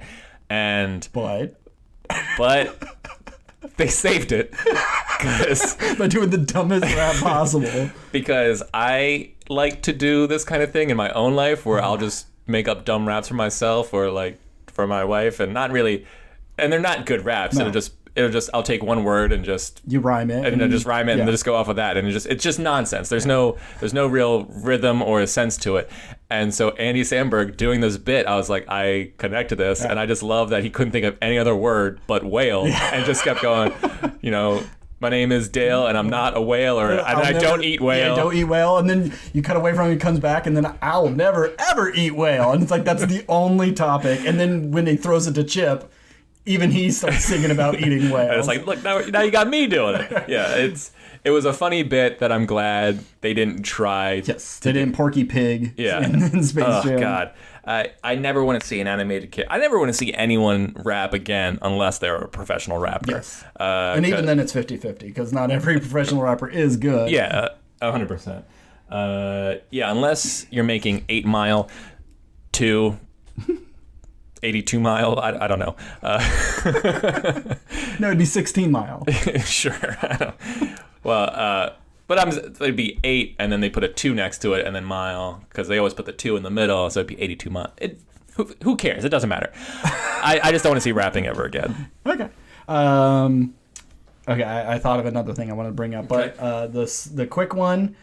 Did you notice the fake Smash Brothers during the credits? It's just showing different. They're like, oh, the reboot is on the rise, and it's showing thing, and then it shows a picture of. I had to pause it and take a picture of it because I did watch the credits until it got to black and white, but I might have kind of tuned out at that point. Tuned out. It's called Disney Afternoon Fight Fest, and it just looks like a Smash Brothers ad, and it's got all these that- different characters. That's fun. Like Tailspin and Darkwing Duck and Gargoyles. And it's like, hey, if Nickelodeon can make their own Smash Brothers, why can't Disney? Yeah, but see, here's like when I saw that, I was like, oh, what a fun idea! Like, it'd be cool to play that game, but like, I don't think anyone's playing that game, and I think this would go the same route. It's like Smash Brothers came out, and it's like, yeah, I would love to see that turn into a game, but at the same time, it kind of already did, and no one played it. So, well, I'm playing as Darkwing Duck.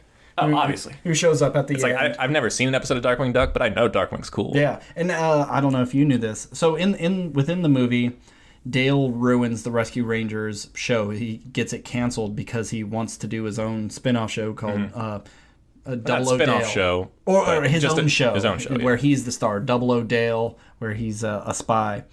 And that never gets picked up, and Rescue Rangers gets canceled, which you would think there would be some conversations like, oh, hey, Dale, we notice you're trying to make your own show. This conflicts. You're under contract. You can't do that. That they wouldn't go, oh, he's trying to get his own show. Well, they'll just cancel it right off. But that's not my nitpick. Well, I mean, when that scene played out, it never seemed like he was quitting Rescue Rangers. It was just like, I'm also doing this. Yes, but you would think the studios would come to him Sure. and say, like, if you go forward with this, we will have to cancel one or the other. But apparently that's kind of a true story. They were trying to do a show for Donald Duck called, like, Double O Duck.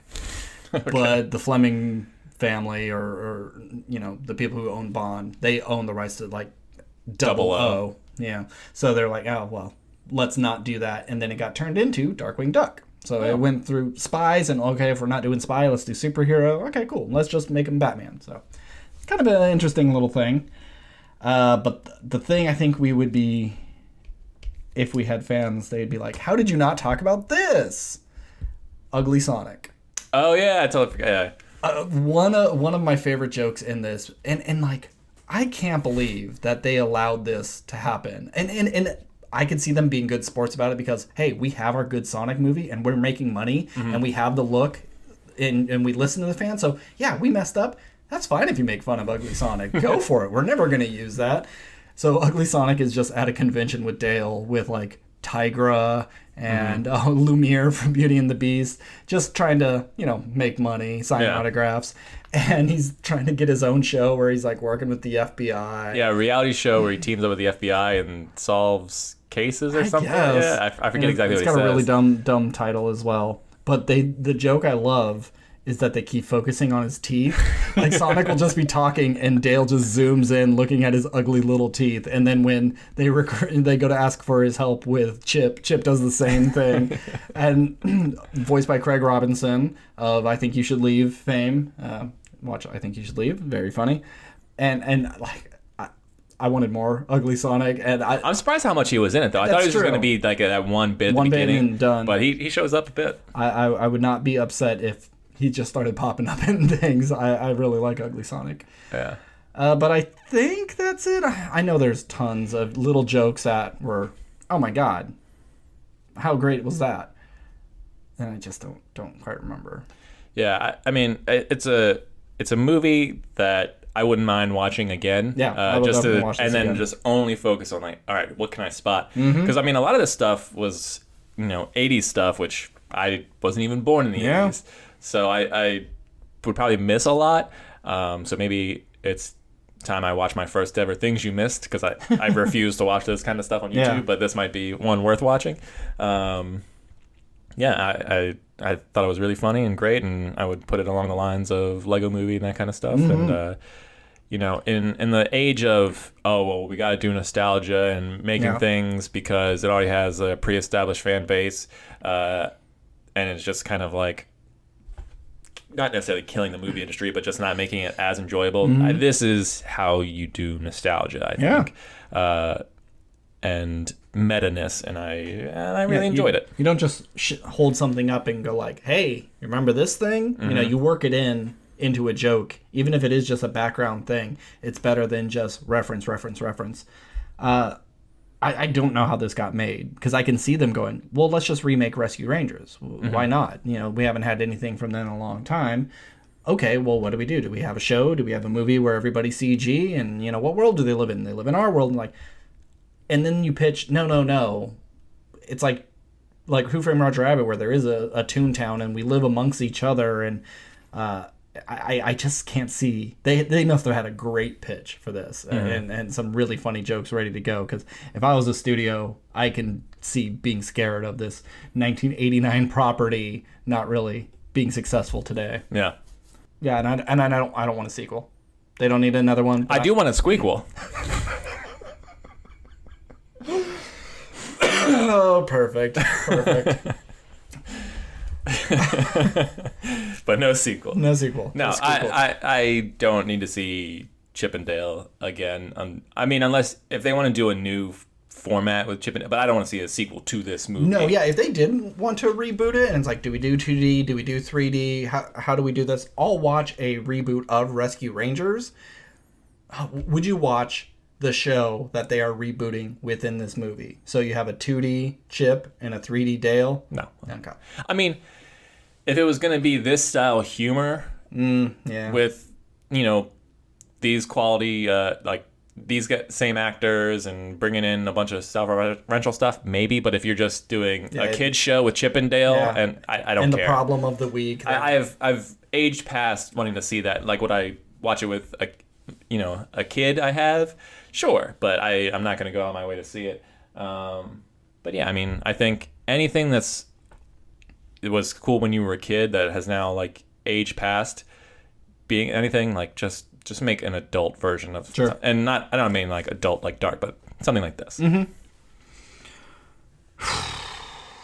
I would see a animated 2D style Chippendale movie in the same vein as the Rescuers Down Under if it was released on Disney Plus or like in theaters. Like if they made like this is a movie that's just an original story, I'd be willing to watch that. After like G-Force came out, like the hamsters and guinea pigs. After that came out, I swore there was going to be a Rescuers live action remake, and I'm so surprised that I've been wrong this whole time. And that's another property that where they just use actual chipmunks and then just like digitally use their mouth. Mice. They're mice in the Rescuers. Not Chippendale's Rescue Rangers, the Rescuers. Oh. Okay. You're right. It's mice. They would either use real ones or they would just do them CG like G-Force, and they would interact with humans, and people would just see them as mice, but we would know them as rescuers. Gotcha. Okay. Do you think this would have made money if it went to theaters? Do you think it like would have built buzz and people would talk about it? 'Cause this would have been a good week to release it anyways, because there wasn't a whole lot out in theaters. I don't think it would have. Yeah. I mean, I think it would have made millions, but not like as much as it needed to. I can see it having like a week first weekend because it's a bunch of parents bringing their kids to a kids movie, but then when the word got out, I could see it building an audience. My guess would have been like it would have a maybe $20 million first week, which isn't great. $20 million in a week sounds great, but it's not. And then the following weeks would just be like $1 million here, but $1 million there. What's the major risk of doing a day and date release? Put it in theaters and have it on streaming as well. Just the marketing budget and like the promotions and I saw tons of ads for this, and all you have to say is like on streaming and in theaters.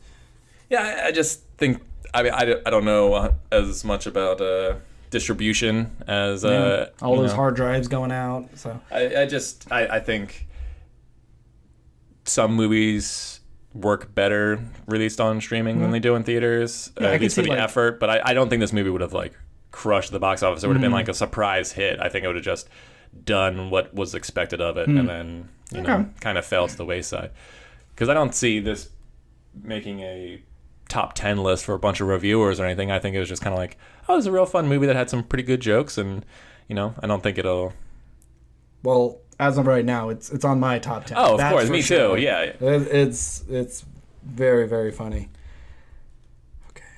I don't think there's been a ton of quality comedies this year, so it might be my favorite comedy of the year. Yeah. Have we seen a good comedy this year? And when there's a comedy that makes my top 10, you know it's funny because there's so few of them come out, and they're always like, oh, that one that just came out on Netflix, Senior Year, where she was in a coma for 20 years and goes back to high school, because that's like such a weird trope. The being an adult and going back to high school for whatever reason, undercover cop or coma. It's always, why is that a thing? I don't know. Just get your GED, man. You don't have to go to school with teenagers. So, moving from lighthearted, fun, laugh a minute, chuckle fest, we're going to go to something a little darker, a little more thought-provoking, not as obvious with what it's trying to say. Mm-hmm. It is Alex Garland's Men.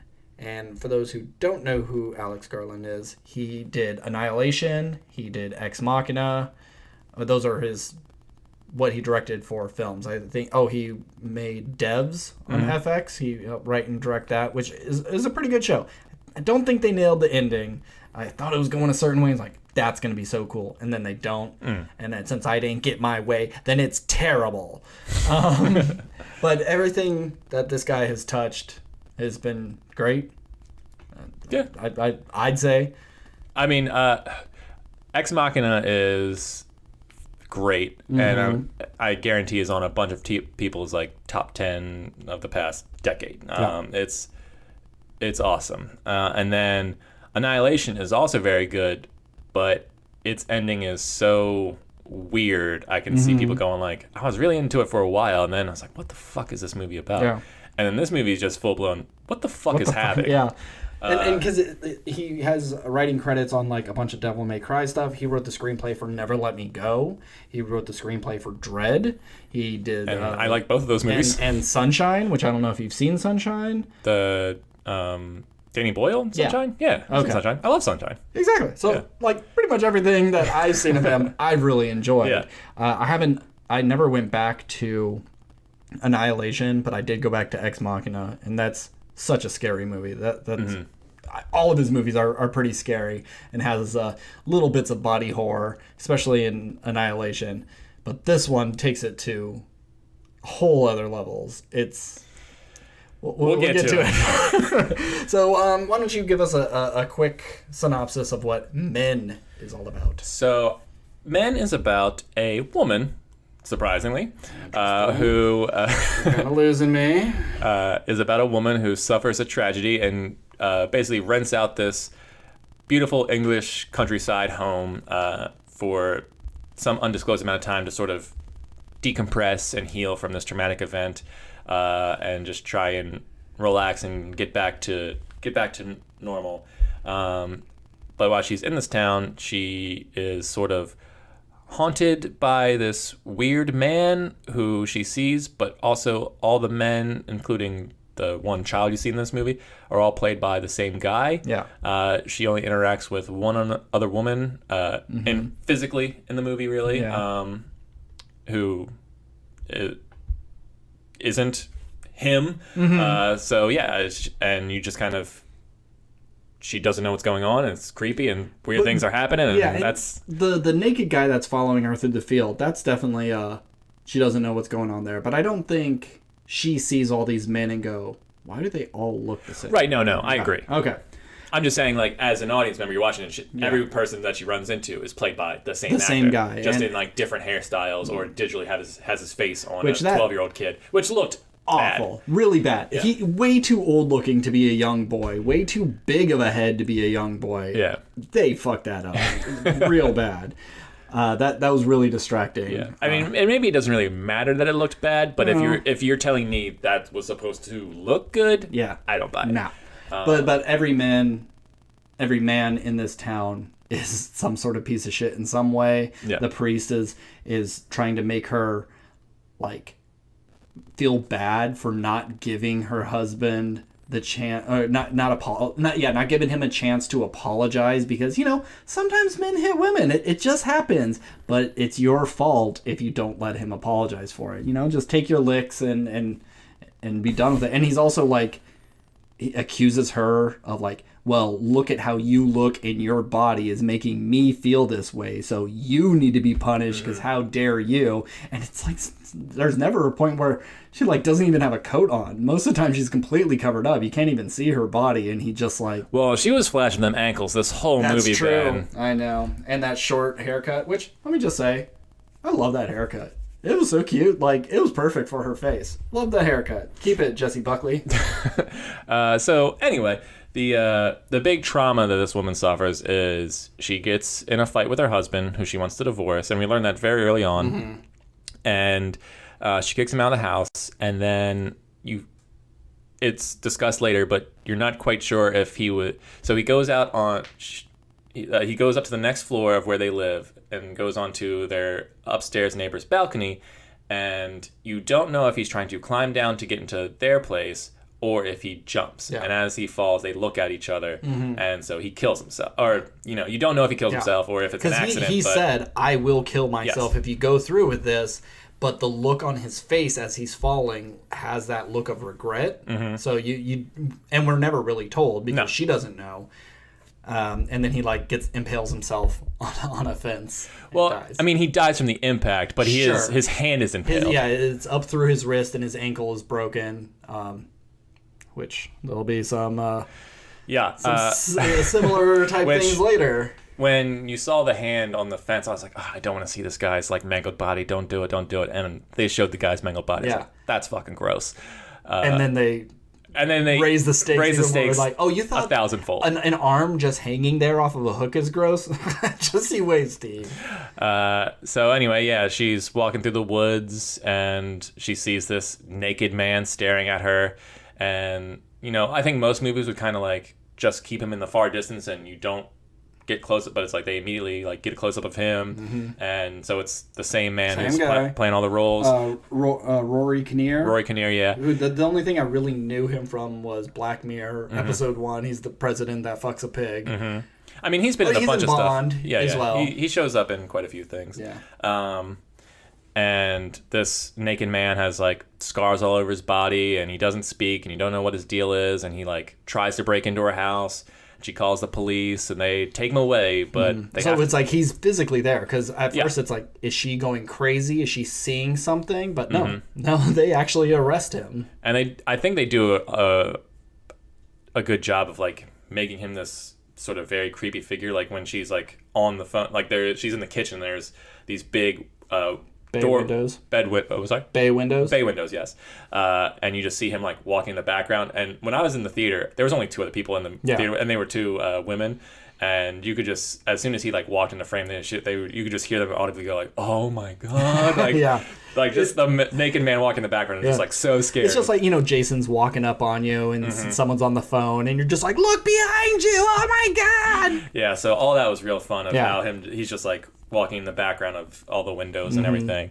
And it could have been one of those things where she just didn't notice him there at all, but eventually, as she's walking around, she does notice him, and she's like, shit, I gotta call the police. And the police show up, and they take him away. Yeah. But they have to let him go because he didn't really commit a crime. He didn't really break in. Well, it's he's trespassing, he's naked, so there's something mentally wrong with him. And he's injured. Mm-hmm. How can you just release this guy without a 24-hour psych evaluation? I don't know how things are done overseas. But... And I mean, you could argue later in the film, it's just it was all part of the grand plan of this thing. Sure, but in reality, you'd be really, you let that guy go without something? It's I mean, he was just trespassing, and he didn't have any idea on it. Okay, so that's another reason to hold him longer and figure out who this guy is. Yeah. Oh, it's a naked man living in the woods? Well, he didn't really do anything wrong. But that's just another addition to these men, sure, not listening to her needs, dismissing her fears. It's just you were a little scared. It's just a naked guy. Don't worry. You're fine. And if it happens again, call us again. Mm-hmm. Not knowing, a lot of times, they'll let the abusing husband out, and then he goes home and murders his wife straight away. It's just every single dude is just so dismissive or outright hostile to her. The little boy, just because she's no, I don't want to play a game with you. It's fuck you, bitch. You're the worst thing ever. Yeah, I mean, and the one woman besides her friend on the phone who she does interact with was the female partner of the cop, and she was very nice and just that must have been so traumatic for you.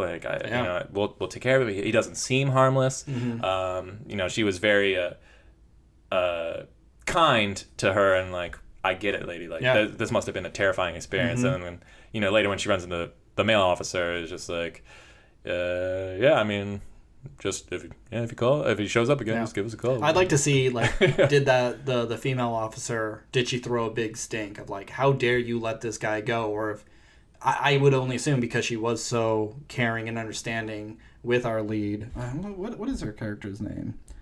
Harper. Yeah. She was so understanding with it. Would she have gone to her chief and said you can't do this or whatever? Or if it's just I'm just putting on an act for the lady. Mm-hmm. I'd like to think that she would put a big stink on, but whatever. So, do you think? What do you think about this? We'll just call it entity in this movie. Do you think that this thing existed? Was this all in her mind? No, I think it actually is there because at the very end we see blood when her friend shows up. There's blood trails, everything that happened, I believe happened. But I guess what I'm asking is, do you think that this creature or this thing manifested itself specifically for her? Do you? I mean, obviously, it doesn't really matter in the grand scheme of the story. I'm just asking your opinion.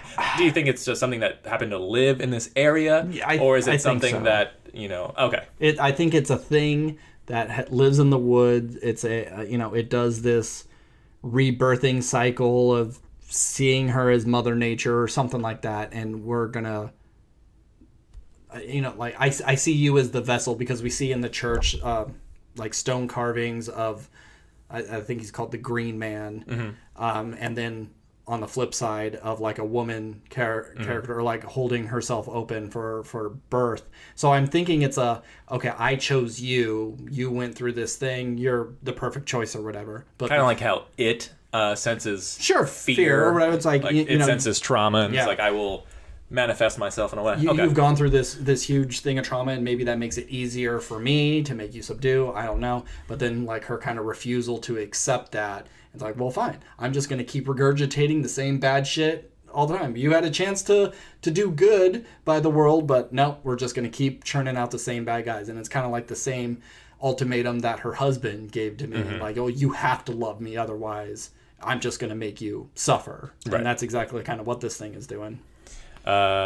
Did you kind of get what the movie was trying to say? Did you have to research? I did a little bit because it's I wanted to know, well, is this an old English folklore that I'm just unaware of? I didn't know the story of the Green Knight, but that's something that has existed for a long time, or the Northmen say. I just have never heard these stories. So I wanted to see, is this based on something that if you were British, you'd be oh yeah, I remember this old tale, and you kind of get some of the things that aren't explicitly told to us, just through context. And so I was thinking, what am I missing through there? Oh, it's not that. This is just an original story. Okay, so it's an allegory for really toxic men that are in her life. Okay, and then that's where I was kind of just stuck. I get it was trying to say. I think a lot of people watching this movie would go, "Oh, so this movie's just saying all men are the same and all men are bad." Yep. Or not all men are bad, but it's just they're prone to this kind of behavior. Yeah, even the nice one, who does what he thinks the kind of the white knight of the whole thing, and then eventually he turns on her too. I don't get what I want out of you, well, now I'm a bad guy. And especially after the craziness that happens later in the movie, just kind of, and this is the kind of pretentious movie. I don't want to necessarily say it's pretentious, but it's the movie that you don't quite know what everything means, and so you're just kind of and I looked up director's interview. It's just well, the whole movie's supposed to go you're supposed to find your own interpretation. Yeah. I hate that kind of shit. Sure. That's just me. I know a lot of people love it. It's oh well, it's fun when you watch a movie like this and you can discuss it. It's what I got this interpretation. Well, I got this interpretation. I can get behind that.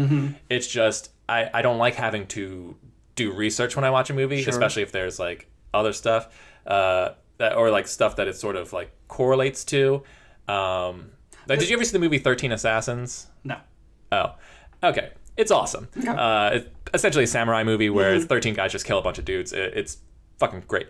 But there's a character who gets a sword through his neck in that movie and dies, and then at the end he just kind of shows up again. He's just nothing happened. He's hey man, all right, I'll see you later, and he just leaves, and I'm just Didn't he die? What the fuck was that about? Yeah. And I looked it up, and apparently he was based off of some like Japanese monkey god or something like that. And he was supposed to be the representation of that. It's like there's nothing in that movie to like reference that or like make that assumption. And I was just like, why throw that in? Like you had a perfectly good movie where you could just base these people on real people, and you could make them live or die or whatever. But it's like, nope, just a weird monkey god at the end. Yeah. And I was like, I don't like that kind of thing. And it's like, I like a movie that sparks a discussion, but then when you go, I think there's a bigger meaning behind this, and then you look it up, and it's like, well, there isn't really one meaning. It's whatever you put onto it, whatever you take from it. And it's like, okay, well, I like those stories, but I don't like that I have to look up to tell me, well, that's exactly what it is. And maybe it's just my own male brain of being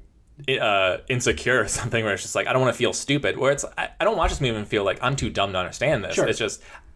for me, it feels like you're not telling the story in a way that is accessible to me. You're just doing it to make people confused.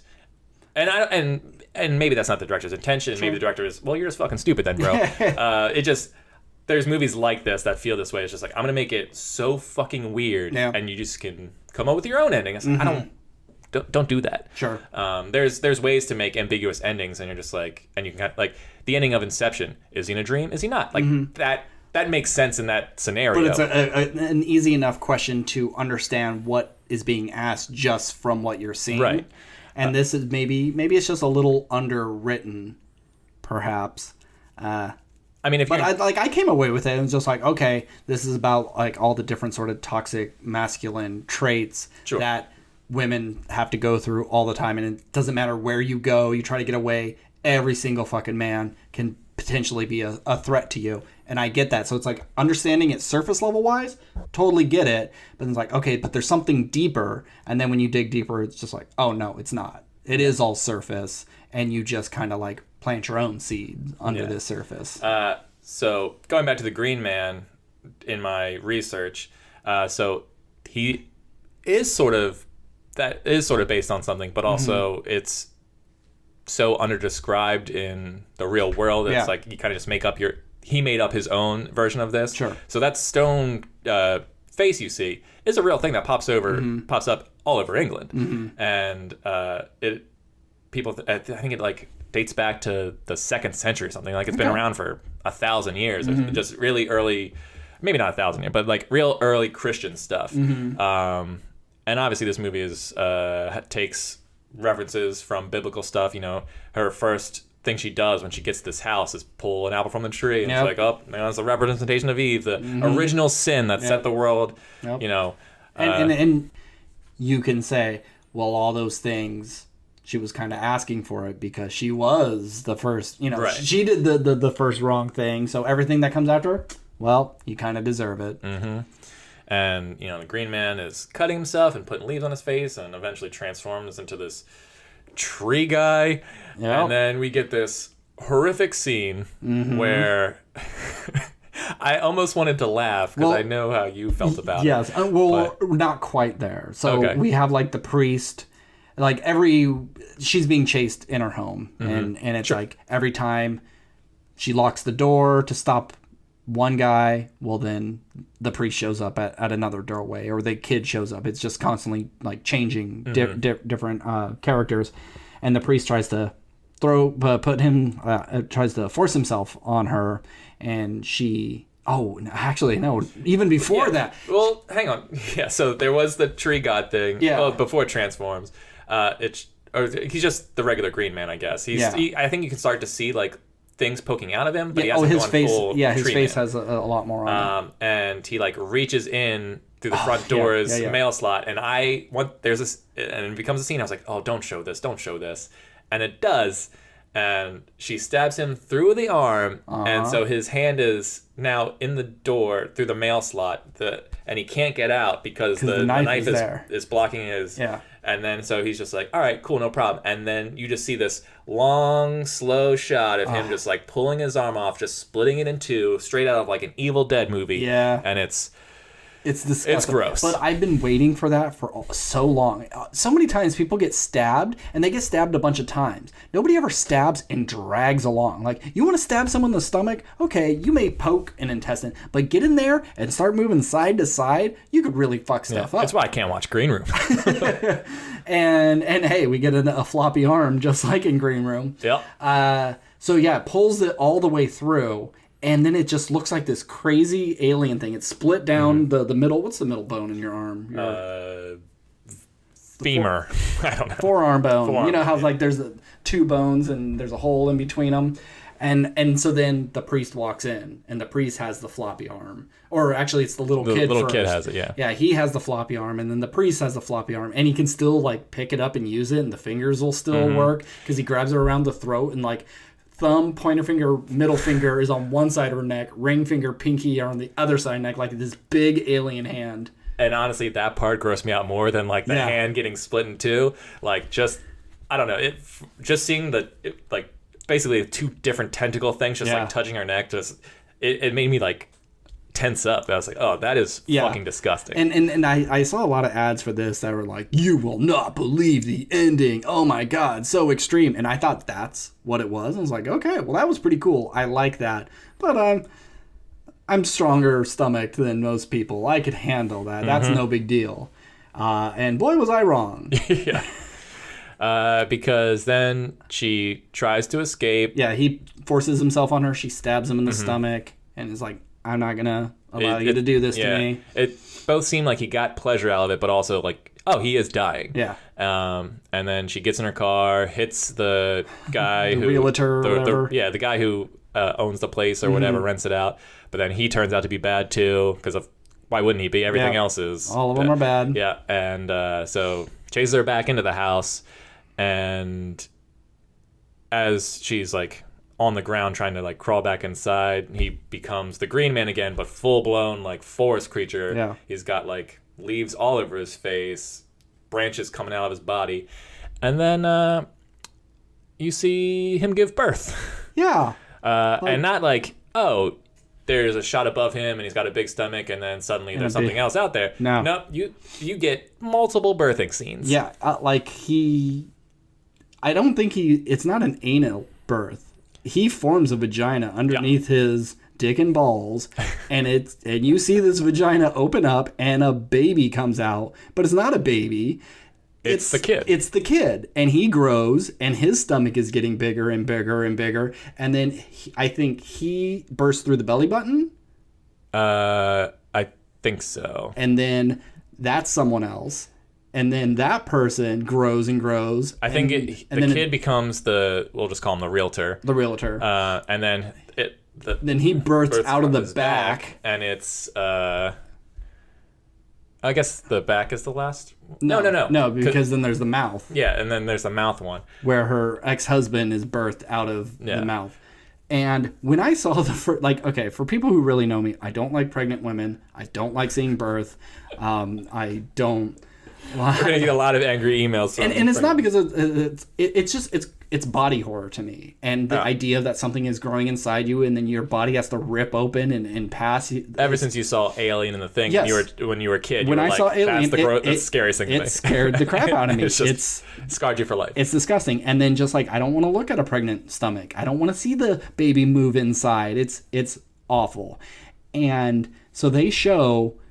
6 birth scenes. A very realistic birth. And but to be fair, I think the back one was the grossest one for me. That one was really nasty. Yeah. I mean, that one I thought what was both the most tame and the most like, oh, this is the what is it, Werewolf in London, where it's like which one has like when the werewolf transforms, it's like really grotesque. It's London. Yeah. Not necessarily like that, but it's just like, oh, this is the full blown horror movie scene. Yeah, this is. But they did it a bunch of times. This is body horror to the max, and it's just the stretching and the cracking and the growing so big you're bursting out of them like something like their belly grows so big that they're already like full grown as they're being born, and that first one really grossed me out. And really was off-putting because the night before I finished Station 11, and in one of the episodes, you do see a birth. And it's like realistic. and it looks like they really shot someone giving birth, and they don't cut away. And so I had to watch this twice in 2 days. And then it became 3 times in 2 days, and then 4 times in 2 days, and it just kept happening. And then once the feet were coming out of the mouth, it was like, okay, that's just regular gross. I can handle that.